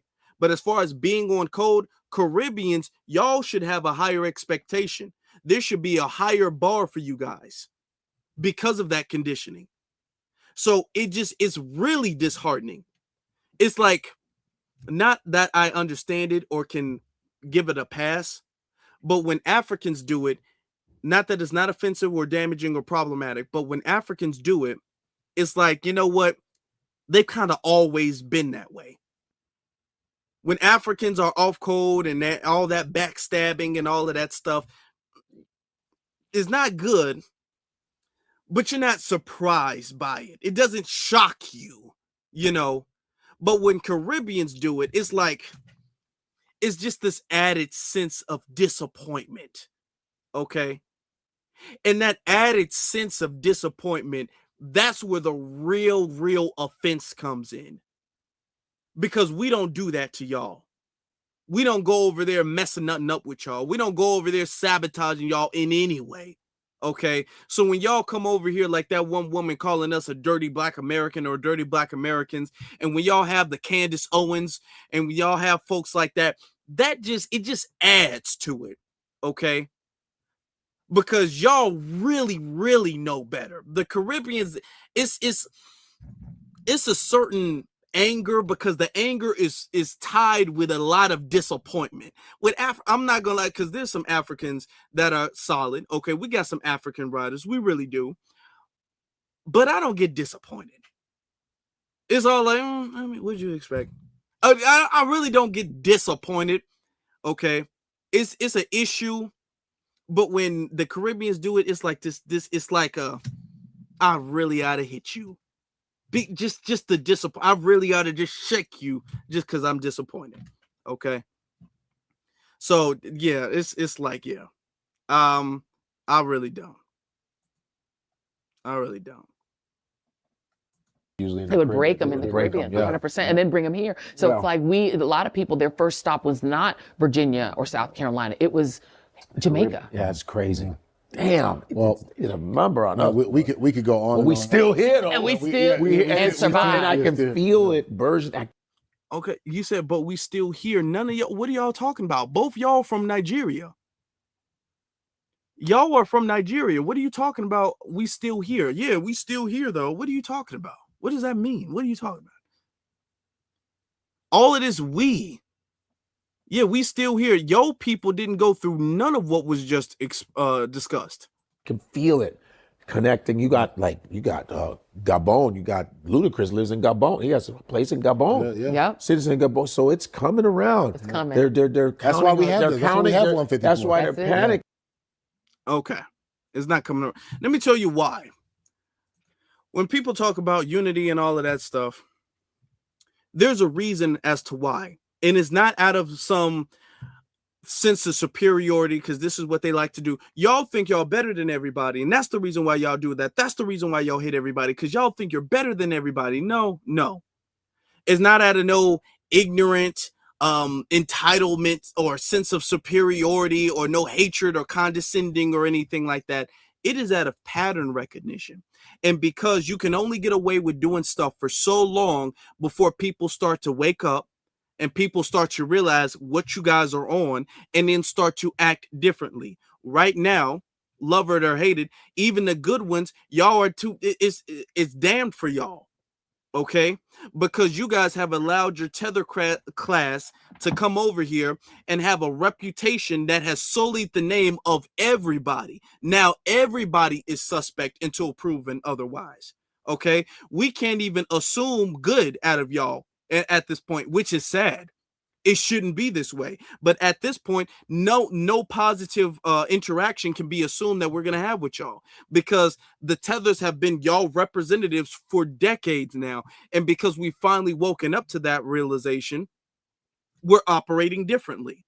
Now, everybody who's outside of the lineage is suspect until proven otherwise. We're going through a very, very strict vetting process due to the fact that we have had a very loose one for generations. We have been assuming the best out of people for generations. And those people, based off of our optimistic assumption of them, those people have been coming over here sabotaging what we've got going on. Like this clip right here. Come from the Caribbean, and there were slaves in the Caribbean. And we didn't qualify for the American reparations. Well, here's the challenge. There are so many difficulties with trying to enact reparations, in part because the question is who gets them. Potentially, I could fall into that category. I honestly have called a pipe dream in the past, and I think that's what it is. Well, it would be nice if there was an elegant, simple solution to all sorts of complicated problems. You're not actually talking about how to fix those problems if you're only talking about reparations. If we're only debating how we're going to parcel out responsibility for something that happened more than a century ago. And we're probably never going to do this. It's not clear to me why we're pursuing this thing. Is it fair that there's no reparations, no restitution, nothing? Should the Irish get reparations, by the way? Irish need not apply signs when they came here during the progressive era. Sure. I mean, how far do we want to take this down? Are we acknowledging that there are ugly spots in history? Because 60% of the world would be entitled to slave reparations if you wanted to play that game. Well, here's a fact. Slavery ended 154 years ago. It's been a long, long time since we had slavery in this country. And you have people like my family. I'm black, but my family came to the United States in 1962. My parents are from Costa Rica. Do I get a check? I did a couple of essay contests that I actually won. And I won like NAACP AXO award for this essay and something else. I can't remember another, like I ended up winning money. And the essay was, do you think black people should get reparations? And I was like, no, you didn't work for it. Why are you so against reparations? Valerie, it's a matter of a waste of time. We've got so much to do. And yet you have people who invest so much energy and attention on what I consider to be a dead-end idea, a dead-end movement. If we were to pay reparations today, we would only divide the country further. We would insult many black Americans by putting a price on the suffering of their... A couple things is, all right, how many people in the United States today are actually descendants of slave owners? Forget descendants of slaves. Let's hold that to the side. Descendants of slave owners. You've had massive immigration into the United States over the last 150 years. So now you're going to say that people who immigrated to the United States, who are not descendants of slave owners, were not descendants of that trade, now they're going to be responsible for paying that out going forward. My mother's Jamaican. My father's Panamanian. You have a lot of black people in this country who are not descendants of the American slave trade. So I already know off top, there's a lot of black people in America who aren't going to be able to get that kind of benefit. Y'all see that? See, it's pattern recognition. It's not out of no hate, no jealousy. We're not envious of you guys. We're not bitter or nothing like that. No, this is about self-preservation. When you talk about delineating, okay, like I said, first off, it was a necessary thing to do regardless. It's not a reaction because it was always a necessary thing to do regardless, okay? You don't delineate out of hate. You really delineate out of self-love. Delineation is really a form of self-love. It's not even a form of hatred or bitterness or reaction to anything, okay? Just because you love yourself, you should acknowledge who you are separate from everybody else. That's really a super pure form of self-love, if we're going to be very honest. Now, on top of that, what is driving and pushing us to do it at this very expedited rate that we're doing it is because of the pattern recognition that we see from the tethers. That's what's going on. None of these people are doing this or trying to combat reparations or being anti-reparations out of ignorance. Nobody you saw in that clip, and there's so many other clips we can play, but nobody you saw out of that clip is ignorant to any bit. To any degree, nobody is ignorant about reparations, why reparations are owed, who reparations are owed to. Some of them have said, hey, I ain't gonna get it, so I ain't for it. Some of them were saying, hey, I'm not gonna get it. Not that they don't think it's not worthy, not that they don't think it's not earned or deserved. They just feel like I ain't gonna get it, so I'm gonna be against it. If I don't get it, I don't want you to get it. That's how they've been. And we've been dealing with that for years and years and years and years. This is why. Because you don't want to be honest about that, Joy Reid. On top of that, we actually should have put a segment in there for you because Joy Reid, while she was wanting to talk about this African unity, Joy Reid was one of those anti-reparations folks messing up the reparations movement. 2000s. And then Ta-Nehisi Coates made an issue again with his piece 5 years ago. What made it come back now? Well, I think that obviously with the introduction of H.R. 40 again by Congresswoman Lee, which has been out there, I believe, since 1987, the discussion has not gone away. There are organizations still active about reparations. They don't get a lot of attention in the mainstream media, like the commission you just mentioned, NARC, and also in COBRA, which is having, I think it's 30th annual convention in Detroit this summer.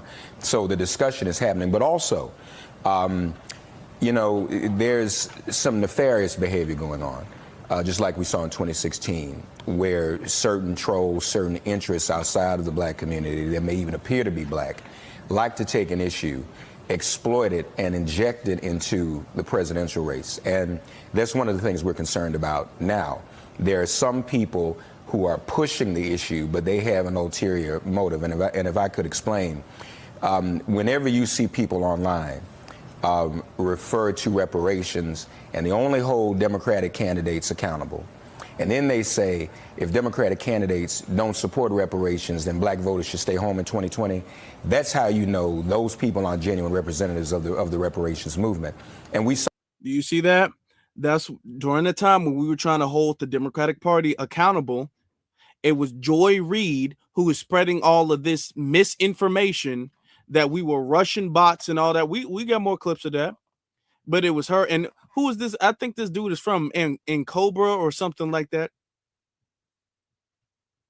This is why all of these reparations organizations ain't got nowhere. We haven't gotten anywhere. There's been several reparations organizations and they've been all like, I've been studying reparations and I've been doing this work for 50 years and we ain't got nowhere.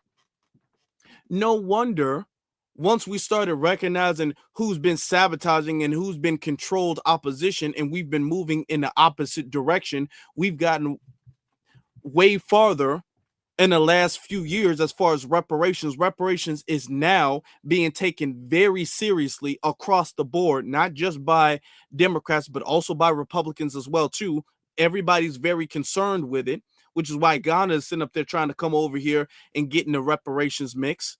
Everybody's concerned with reparations. Everybody sees it coming now because these people right here, the guy in the orange dashiki shirt, these people aren't the ones leading the conversation anymore. All that type of exploitation in 2016, we want to make sure that our community this go around is not subjected to sort of what is really a cyber COINTELPRO, where an issue in our community is infiltrated and exploited and used against us. And it's time now more than ever. The organizations like NCOBRA and the National African American Reparations Commission, Joy, speak out to say these are the real and genuine positions on reparations, not what some are saying where they say, well, we don't believe in the Pan-Africanism, which is blasphemous to the reparations community. This is 100 years since the first Pan-African Congress held by W.B. Du Bois, when they say that only those who are descendants of slaves in America matter. No. And that's the thing, too. Why are you trying to make reparations this expanded, universal, Pan-African thing? Nobody's saying that only the descendants of slaves, quote unquote, matter. We're saying we're the only ones who deserve American reparations. We're not even out here saying that nobody deserves reparations for their own grievance. We're just saying that your reparations need to be taken someplace else. That's all we're saying. We're not out here trying to diminish y'all claims and trying to sabotage y'all or say y'all not worthy or y'all not, deserving of reparations. We're not out here doing nothing to nobody else. We just saying as far as America goes, the United States of America, nobody else deserves reparations. Nobody else has any tie to the reparations claim but us. That's all we saying. Okay. And of course they're going to tell this story in this way. They're going to say it in this very disingenuous way to make us seem like the villain. They're going to villainize us delineating because they know the average person who watches this and doesn't know exactly what we're about. They're going to be like, oh my God, how could you say that? That's so mean. First of all, many in the black activists and black intellectual community don't even say slaves anymore. We say enslaved people because we embrace the glory of our ancestry. Right. That's a giveaway when you see that type of rhetoric. And then lastly, when people exclusively talk about immediate cash payouts. If a Democratic candidate doesn't support immediate cash payouts, don't support them. Well, in COBRA, the National African American Reparations Commission, have been saying it's not even just about that. It's about entrepreneurial development.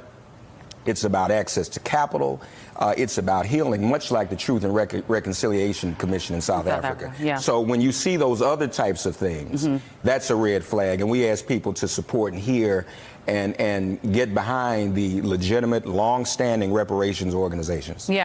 The long-standing, legitimate, quote-unquote, reparations organizations that are always going to back the Democrats. You don't ever see them unless it's an election.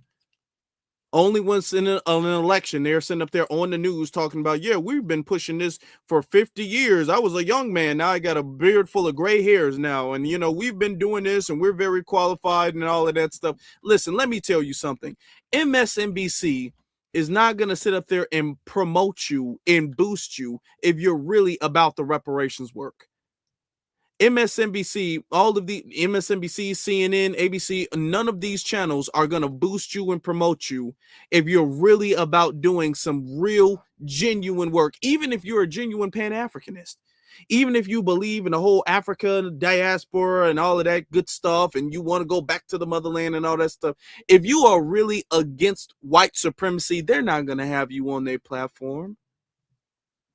If you are against dismantling the racial power structure and replacing that with some justice, they're not going to have you on their platform. And if they do, they're going to slander you. If they do, it's only to try to discredit you and debunk you. They're not going to sit up there and have you on here and give you all this time to speak uninterrupted and nod at what they say, nod at what you say. They're not going to do that. He's sitting up there giving you the warnings about what to look out for. I'm telling y'all what to look out for. if they on these big news platforms and all of that stuff, and they sitting up there, especially by Joy Reid, and they sitting up there getting a whole bunch of nods and nobody's pushing back against them, and they talking about, yeah, and that's why we shouldn't not sit out the vote, and we shouldn't hold the Democrats accountable, and we shouldn't hold them to a standard, and they're pushing the same rhetoric, that's how you know that person's on the take. That's how you know that. Speaking of Joy Reid, again, not only was she pushing about, she had this dude on to push against our claim in the movement for reparations, she was also calling us Russian bots. Negative information about a candidate that's been selected, to be targeted, to turn Black voters against them. But it's who they're using as the voice, quote unquote, the digital voice, are supposedly also Black people who are spreading that message. And here's what you write about about fake accounts that are not necessarily really Black people, but who seem to be Black people who are saying, hey, Kamala's a cop, or this person is bad for Black people. Quote, fake accounts pretending to be Black women matter, not only in the disinformation campaigns, but in every election. There has been a constant number, you write, of fake accounts posing as Black women since 2013. These fake accounts, which pretend to be Black women, seem to be real people with real concerns. They connect with the American Black community online, attempting to learn Black vernacular and key issue areas. What will be the point of creating fake accounts who appear to be Black women specifically? Because if we know, as we've seen, that the ones who are the most valuable to the Democratic Party is Black women. We have identified at least 5 existing campaigns that are focused on getting Black people to do only one thing, not vote for the Democrats. And can you name one of those 5 campaigns? I mean, we put up from the report that you're saying that there's a conversation about reparations that has to do with it. There's a criminal justice conversation. Yes. There's an immigration. Go on. Mm-hmm. Mm-hmm. Reparations, immigration, reparations, immigration, and anything that has to do with the criminal justice system. So the reason that the targeting of Kamala around being a cop is important is because anything that hinges on criminal justice becomes a divisive issue. Very quickly, we're out of time, but how can people tell the difference between the real, genuine thing of Black Lives Matter and the ones that are just designed to make you not vote? How do you even tell? You can tell right away by the language that they use most of the time. But if you see anyone who says basically tangibles or you're not getting our vote without us getting something back, you should start to pause and take a better look at what they're saying. Better look at those accounts and seeing what they're saying. Oh, okay. Anybody saying anything about tangibles, or you're not getting anything without our. You're not getting our vote without anything. So pretty much any standard whatsoever makes you a Russian robot. This is what Joy Reid was peddling. This is what Joy Reid was talking about. Now you want to sit up there and talk about some unity and how Black Americans are reconnecting to Africa. No, the distrust is warranted. You all have built this up over years. It's only so many times people can steal from you, people can betray you, people can lie on you or whatever. It's only so many times people can cross you before you have a permanent different view of that person. And that's where we're at now. We were very optimistic of African and Caribbean immigrants, okay? And that behavior has gone on, not one time, not 2 times, not 3 times. It's going on for years and years, and it was not checked. And it wasn't checked up until the point where foundational Black Americans said, hey, man, in order for us to move forward, we're going to have to start checking that, because they're not doing that. They're not checking their folk. Okay, they're not pulling their folk to the side and creating a standard of behavior, a standard of respect. We're not getting any type of respect. We keep getting disrespected. We keep getting sabotaged. We keep getting undermined. We can't have this anymore. So based off of that realization, and some people went to it real quick. Some people were immediately on board. Some people, it took a little bit longer. But y'all still didn't stop. Y'all still didn't. And let me tell you something. At this point, the perception has permanently been altered. Okay? The way Foundation Black Americans are going to interact with you guys will never be the same. Okay? It's never going to be how it was before. It's never going to be that. It's never going to be that way. Now, does this not mean that there may be some good, what you would call good ones who slip through the cracks? Okay. All right. But as far as us as a collective, just accepting anybody, and I'm not just trying to talk about Africa, the Caribbean, South America, Asia, Europe, anybody, anywhere, from any place in the world outside of this community, our community. We are never going to go back to who we were before, to how we acted before. Okay? We're never going to go back to that super optimistic, friendly, welcoming, helpful. That's never going to happen again. We're never going to go back to prioritizing our lineage to now prioritizing other people's lineage in front of our own. We're never going to go back to prioritizing our business and our community to now prioritizing your community again. We're never going to go back to that. We're never going to go back to even seeing, not even prioritizing, even seeing your concerns as an issue equivalent to our issue. That's over with. It will never go back to that. And it shouldn't. It shouldn't go back to that. It should never go back to that. Okay? And I know some people are like, oh my God, what do you mean? Why are you saying that? Because it's the truth. It shouldn't go back to that. So when people ask, when is this FBA stuff? When is that going to end? When is all that stuff going to end? It's never going to end. It's never going to end. Because when you say end, what you want is, when are you guys going to stop your temper tantrum and go back to how you were going before? Okay? All of this stuff you guys are doing, when are you guys going to get out of this phase and then return to how you guys are supposed to be? When anytime somebody says, when is this FBA stuff going to end, or what is the goal? When are you guys going to stop? All of that is to, when are you guys going to calm all this stuff down and then go back? I'm telling you, it's never going back. It's never going back. What can you guys do though? Because if it never goes back to what it was before, what should happen? There needs to be a new operating standard. Okay? The problem before, which is what led to what we have right now, is that there's not been a legitimate, respectful operating standard. Okay? Because we have made positive assumptions about you guys. We have not held you guys to a certain standard because we assumed y'all would just do right. Oh, y'all know better. Y'all would just do right. We're all black.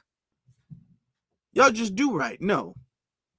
So because we know now that we just can't leave it to you guys' own devices, we can't leave it to you guys to just do right by yourselves. Now there needs to be a different operating thing. Now you all need to come over here and you guys need to show respect in that alone. Okay? That's it. And then our interactions can be positive. We're not going to all see each other as the same. It's not going to go back that far. There's some things that will never go back. It doesn't have to be a hostile relationship. No, it don't got to be that, because we're not hostile people. That's not our culture. It's not our culture to be invasive or hostile people. But will we go back to being this blind welcoming people? No, we've learned from that. We've matured from that point. Okay.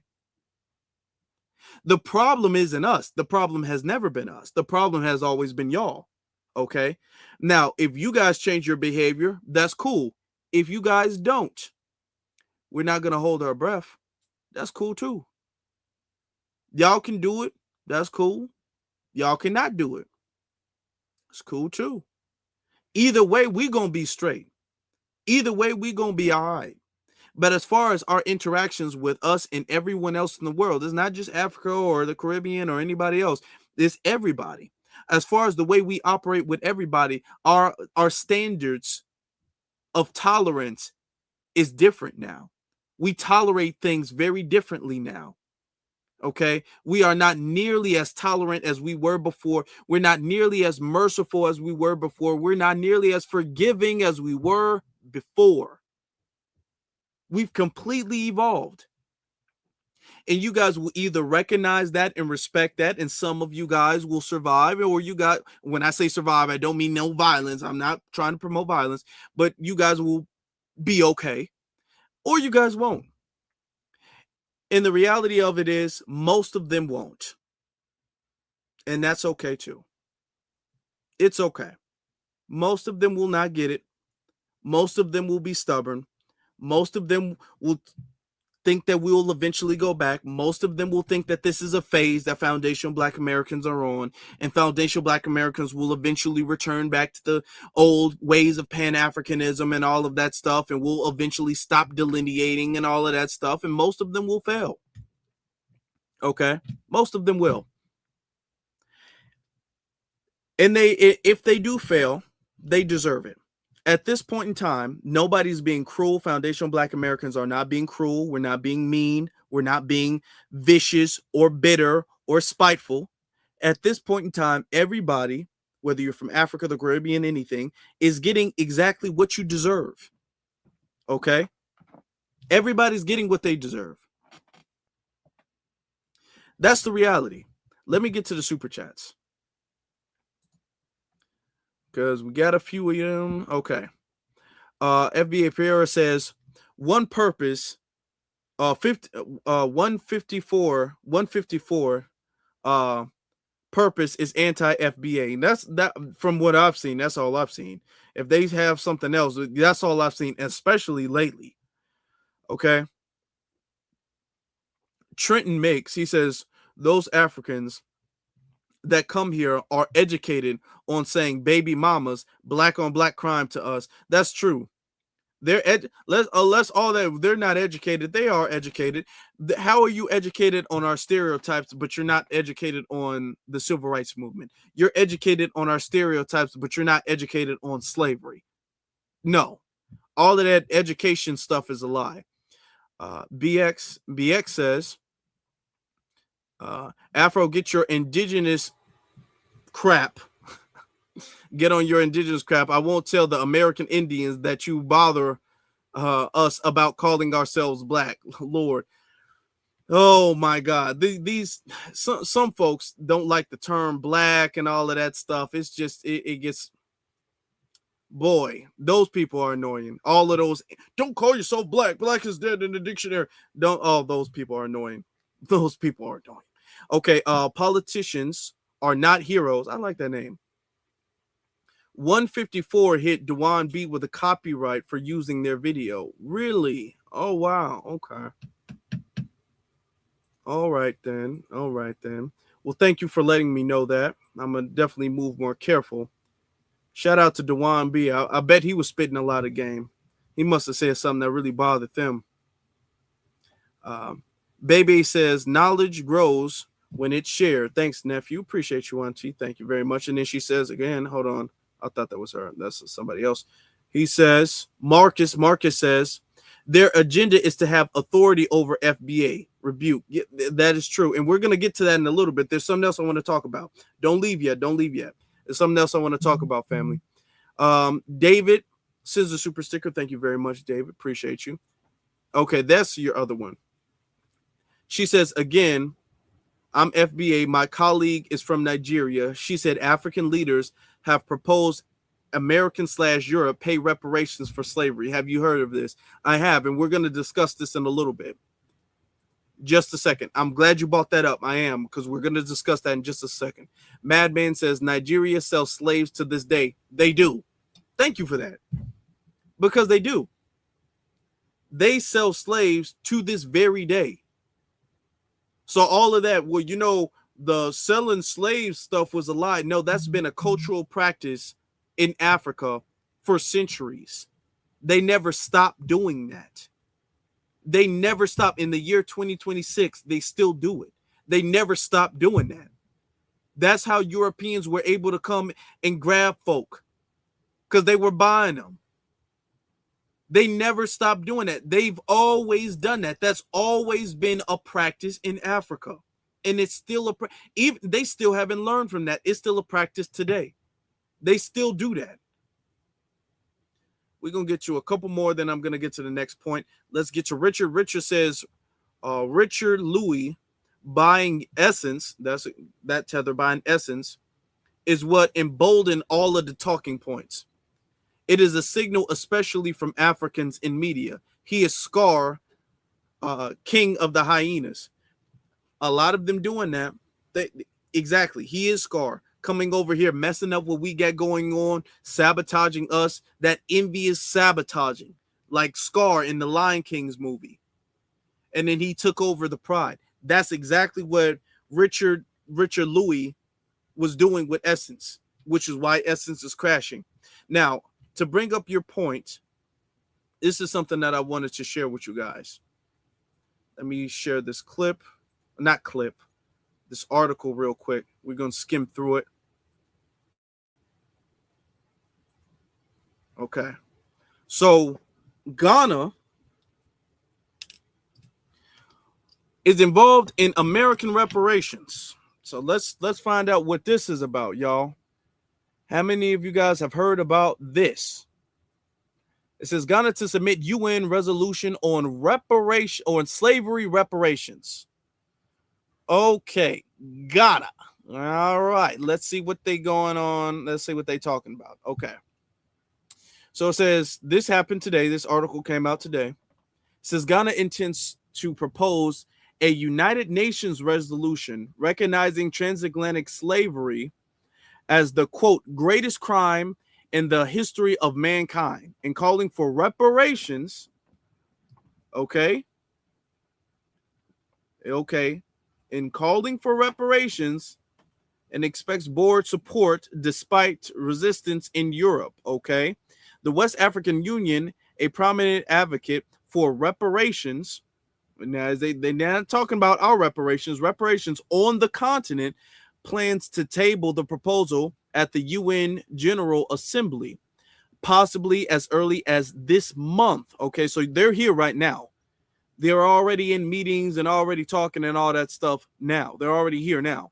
Okay, folks from Ghana. And its foreign ministry said in a statement to Reuters, okay, I don't know how, I think it's pronounced that way. I heard it pronounced different ways. Okay. So in summary, they're pretty much going to say the same thing. They're going to keep saying this. So they're here to talk about reparations proposals, Ghana. And Ghana is what they're doing as part of the African Union, is going to attempt to be the spokespeople and the representatives of reparations. Now, they're not just talking about what happened in Africa. Ghana is attempting to be the spokespeople of American chattel slavery.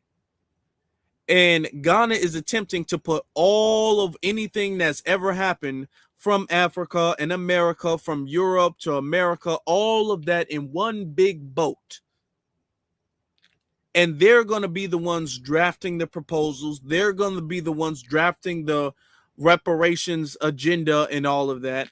And a lot of that money is going to go to Africa. Okay, that's the plan. That's what they were talking about. And we talked about this before with the African Union trying to make Africa one of the 13th sanctions or something like that they tried to do. So they keep trying to do that. Why are they trying to do this, y'all?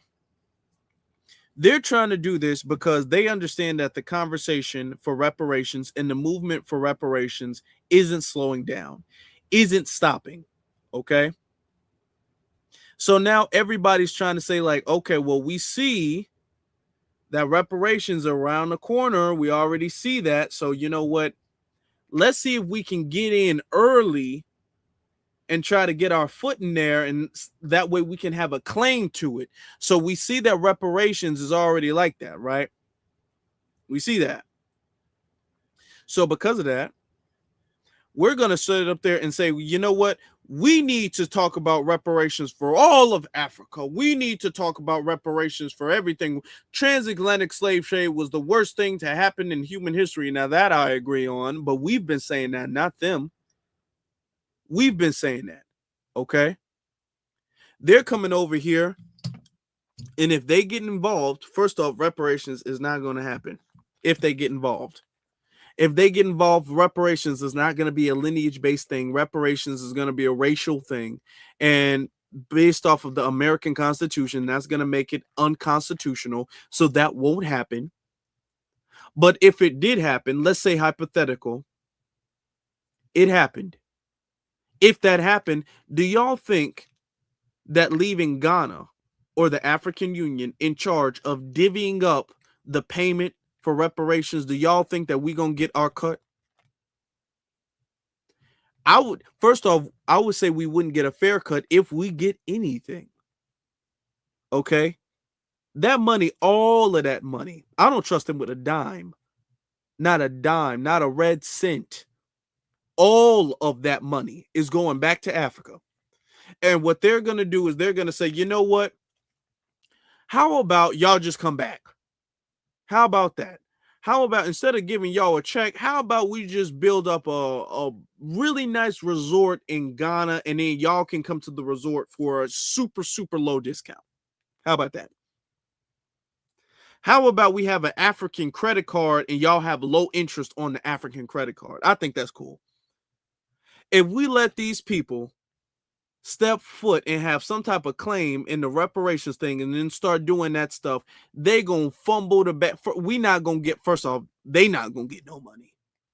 They don't even know what they doing. They going after the wrong people. They not gonna get nothing.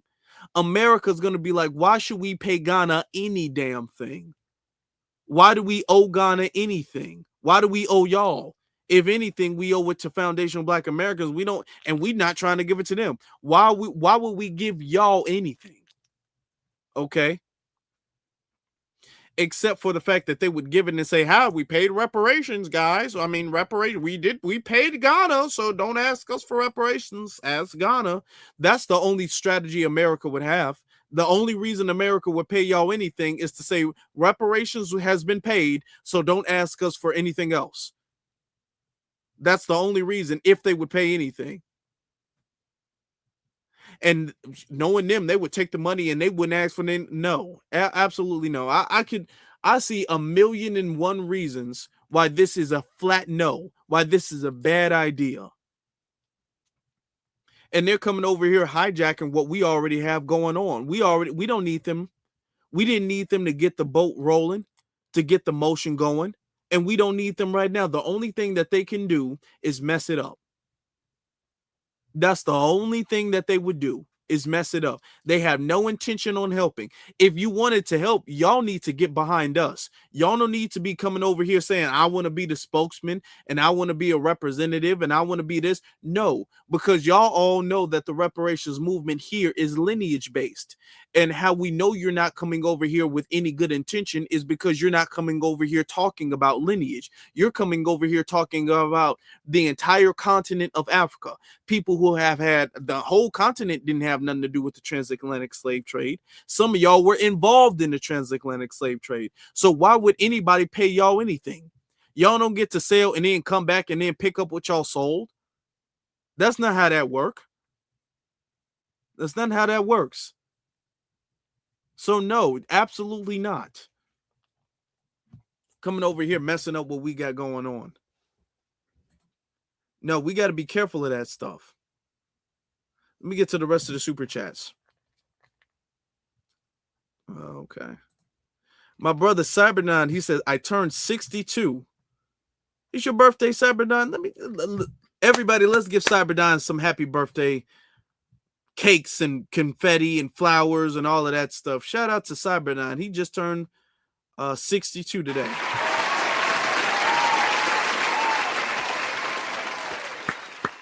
Happy birthday, brother. I appreciate you. Shout out to you. Okay. It says he just turned 62 today, and the tethers are still lying. Hey, look, the tether's always going to be lying. The tether's going to be lying. When I turn 62, the tether's going to be lying. Shout out to Cyberdown. He's been rocking with us for years, ain't he? That brother is solid. All right, let's get to the next one. Richard says, did I get to that point? Oh, yeah, I already got to that one. I already read that one. Okay. Blue Bang says, let me look at it. What they're saying is, quote, you will vote for us, get nothing, like it. That's what they're saying. That is what the Democrats say. Okay. If you want tangibles for your vote, you're ignorant. Know nothing and a Russian bot. You're an ignorant Russian bot who doesn't know anything, who's pushing division. You're an ignorant Russian robot who's a part of a hate group. Okay. Who works for Donald Trump. All right. If you want tangibles for the black community. All right. You're all of that. If you want tangibles for the black community. All right. Valerie says reparations are a very, very politically pregnant issue. Okay. That is going to give birth to the new Democratic Party. They think they're safe in their cognitive dissonance. They think that. Okay, the Democratic Party is over with. They think that. This is a rise. This is the beginning, the genesis of something very new, not only in this country, but in the world. We are the beginning of a very new earth, a new world, a new country, a new America. All we got to do is see it through. We're right at the beginning of that. The future 50 years from now is going to look very different from what it looks like today. Okay. When we talk about 2076 is going to look very different from 2026. All right. We don't even have to go back that far. We don't even have to go forward, rather, that far. We can go the next 10 years. It's going to look very different from what it is. When we get to 2036, it's going to look very different from 2026. Okay. Things are going to look a lot different. And that's going to be on the positive end because of what we're doing now. Let's get to the next one. B1 Business says, Afro, they would never have FBA on their platform like you or Black Alpha. They wouldn't. They absolutely wouldn't. They would never have us on that. Okay? Never. And here's the thing. I've commented on Godfrey's thing. I've addressed it before. The stuff is so debunkable. The Tether nonsense is so debunkable. They would have to shut the platform down. They would have to completely shut down. They would never be able to return again. They would have to completely rebrand and all that, make public apologies, all of that narrative. They would just get schooled the whole time. That's how you know who's real and who's not, because they don't let real ones on their platform. If I went on the and they know about it, okay, I've gone viral just myself several times. So it's not like they don't know about this channel and come on now. They know, but they never would know. Let's get to Nathan. Nathan says, stop marrying tethers. Of course. Need to leave tethers completely alone. All right. Politicians are not heroes. It says we need super PAC to fund FBA political issues. We do need to fund a super PAC. That is something we can do. That's feasible. That is something, because in order for us to get politicians in office, we need to fund them. Okay. We need to develop our own version of APAC. How APAC funds these politicians and why politicians are pretty much slaves to APAC and their agenda. We need something like that. Okay. We need to fund our own politicians. Now we have the influence. That is leverage that we do have. We have influence. Okay. Over society. Now we just need to get the funding that also that I don't know why I'm messing that up. That coincides with that. Sorry, y'all. That coincides with that. Now, in order for us to get that funding, what we need to start focusing on is group economics. Once we get our group economics tight enough, then we can start going into other things like funding different politicians and developing our own super PACs and funding that stuff now. All right. It all starts from the soil. It all starts from the ground, the grassroots. Once we start doing that, we can start layering things on top of each other. Once we start the focus on our group economics, and this is something Dr. Claude Anderson had talked about in his books. Okay. Which was one of the ones I got right here, right?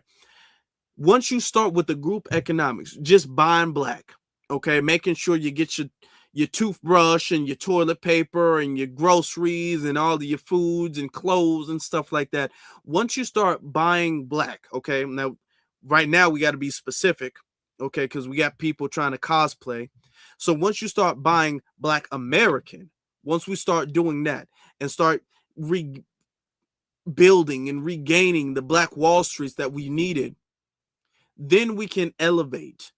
Then we go from buying Black businesses now to buying Black politicians, okay? Now to funding different projects, all right? Then we can take our influence, and once we fund that with social economics, we will be the most powerful people this planet has ever seen. This is why they make such an effort to strip us from economic opportunity, to strip us from capital, to strip us from access to resources, to strip us from opportunity. This is one of the reasons why we got to make sure we keep pushing for reparations. This is one of the reasons why we have to make sure that people like Joy Reid are discredited. People who get up there and try to push against reparations, people like her, other tethers like Candace Owens and all of that. What's his name? Coleman Hughes, who get up there, Brian Donalds, Wes Moore, Obama.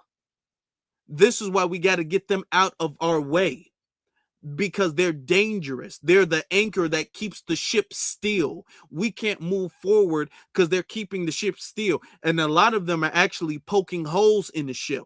The ship is flooded with water and the water keeps rising up because we keep letting these people on our ship. We got to get them off our ship. They're dead weight. If not sabotaging, they're dead weight. They got to go.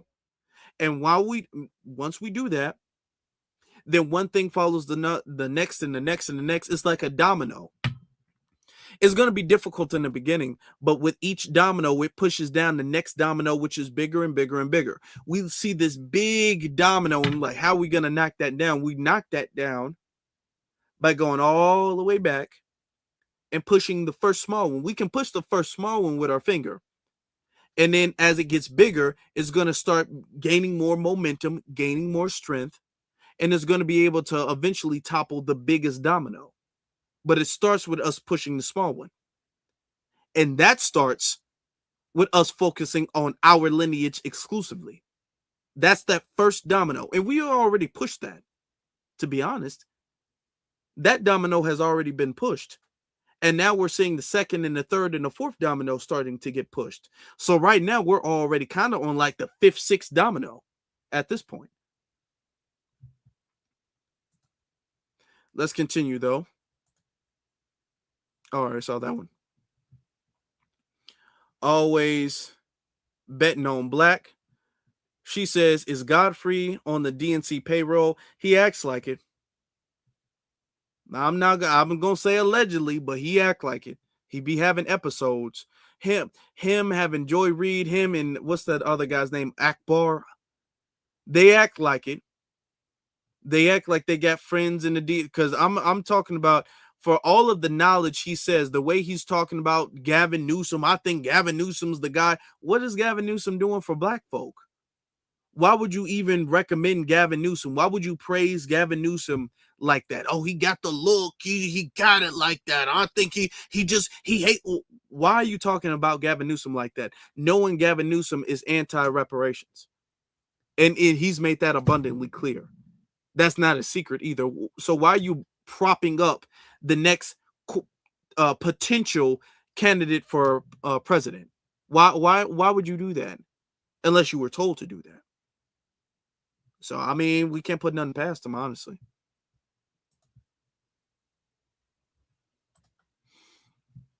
Terrence says reparations for descendants of chattel slavery, specific foundational black,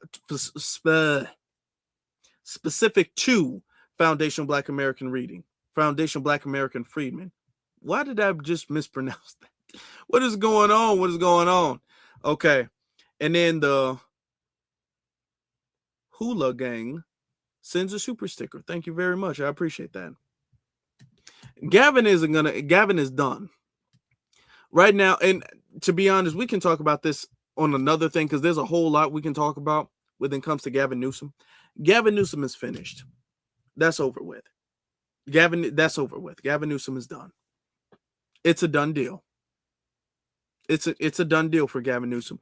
He might not know that, but it's a done deal. Because you can't, just like Kamala, you can't get to the presidency without addressing reparations. Gavin, it doesn't matter what you do. Gavin can't walk back the reparations thing. Let me show you guys. Gavin can't walk back the reparations thing. He can't walk that back. That reparations committee or task force in California, it was never supposed to blow up the way it did. It was supposed to die a very quiet death. It was never supposed to be no big thing that blows up, and it was this massive push forward and all of that stuff. It was never supposed to be this. We need to bring the bills up now. Are their bills? They have their names on the bills. They killing their own bills because they scared of the government. Now, listen, they gonna see this and they gonna get mad at us. They killing their own bills, then they gonna get mad at us. They killing their own bills because they scared of the government. Okay? We don't care.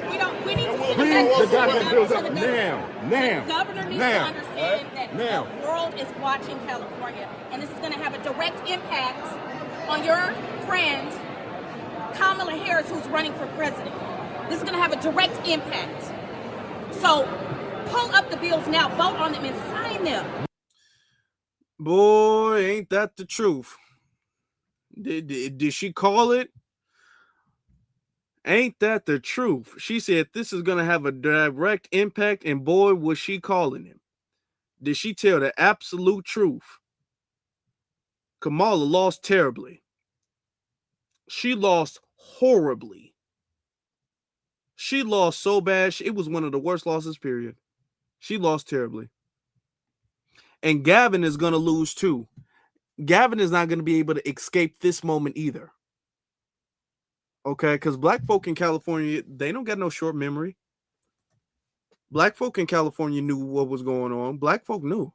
He's not going to be able to escape that. He's not going to be able, if he goes on a Breakfast Club, they're going to be forced to ask him about that. If he goes to some place where it's open, especially after he announces, he hasn't officially announced yet, but especially once he is announced, and he's going to have to go to different places. And I'm talking about every place he goes to is not going to be a bunch of vetted folk who are already a part of the boule, who are already on the take. He's going to have to go and have the conversation in front of the actual grassroots. And when he does, it's over for him. Okay. He's not going to be able to avoid that. The same way Kamala was not able to avoid that. Her saying no to reparations followed her for years. It followed her everywhere she went. People were all like, hey, well, you know, you did say no about reparations. Hold on. What do you think about reparations? It followed her. We didn't let the conversation die. And it happened in 2019 and she lost in 2014 because of it. Okay. Gavin Newsom, he failed in 2024 and he's going to fail in 2028. He is. He might as well not even run. He will. He will run. He's pretty much already announced it, but he will. But it doesn't matter because we're not going to let him win anyway. Speaking of letting people win, y'all could help let us win by hitting that like button. I would greatly appreciate that. Let us win by hitting that like button. Let us win by hitting that subscribe button. Okay. Let us win by hitting that notification button. All right. Because that's how we win. That's how we win as a community. That's how we win as a people. Okay. Not just by hitting the like button, subscribe button, but by supporting. Okay. But hitting the like button and subscribe button, it helps everybody. It doesn't just help me. It helps you because it helps the message and the narrative get out there. So we don't have as many Joy Reids and all of the Tether podcasts and all of that stuff. We don't have as many of them because we have this. We have the authentic, genuine, pure, unadulterated, unapologetic truth that's here. That's me. That's you. So hitting that subscribe button, like button, all that stuff, that's not just supporting me, that's supporting you. Okay. That's you standing and signing off on the message that is for you. Because this is for you. This is pro you. So doing this is for everybody. And after that, I appreciate you guys. Let me give another round of applause for the brother, Cyberdyne, for his birthday. Salute to you, my brother. I appreciate you. I sincerely do. Thank you very much for everything that you do and all of your support, your years of supporting. I appreciate you. Thank you. Happy birthday to you, bro.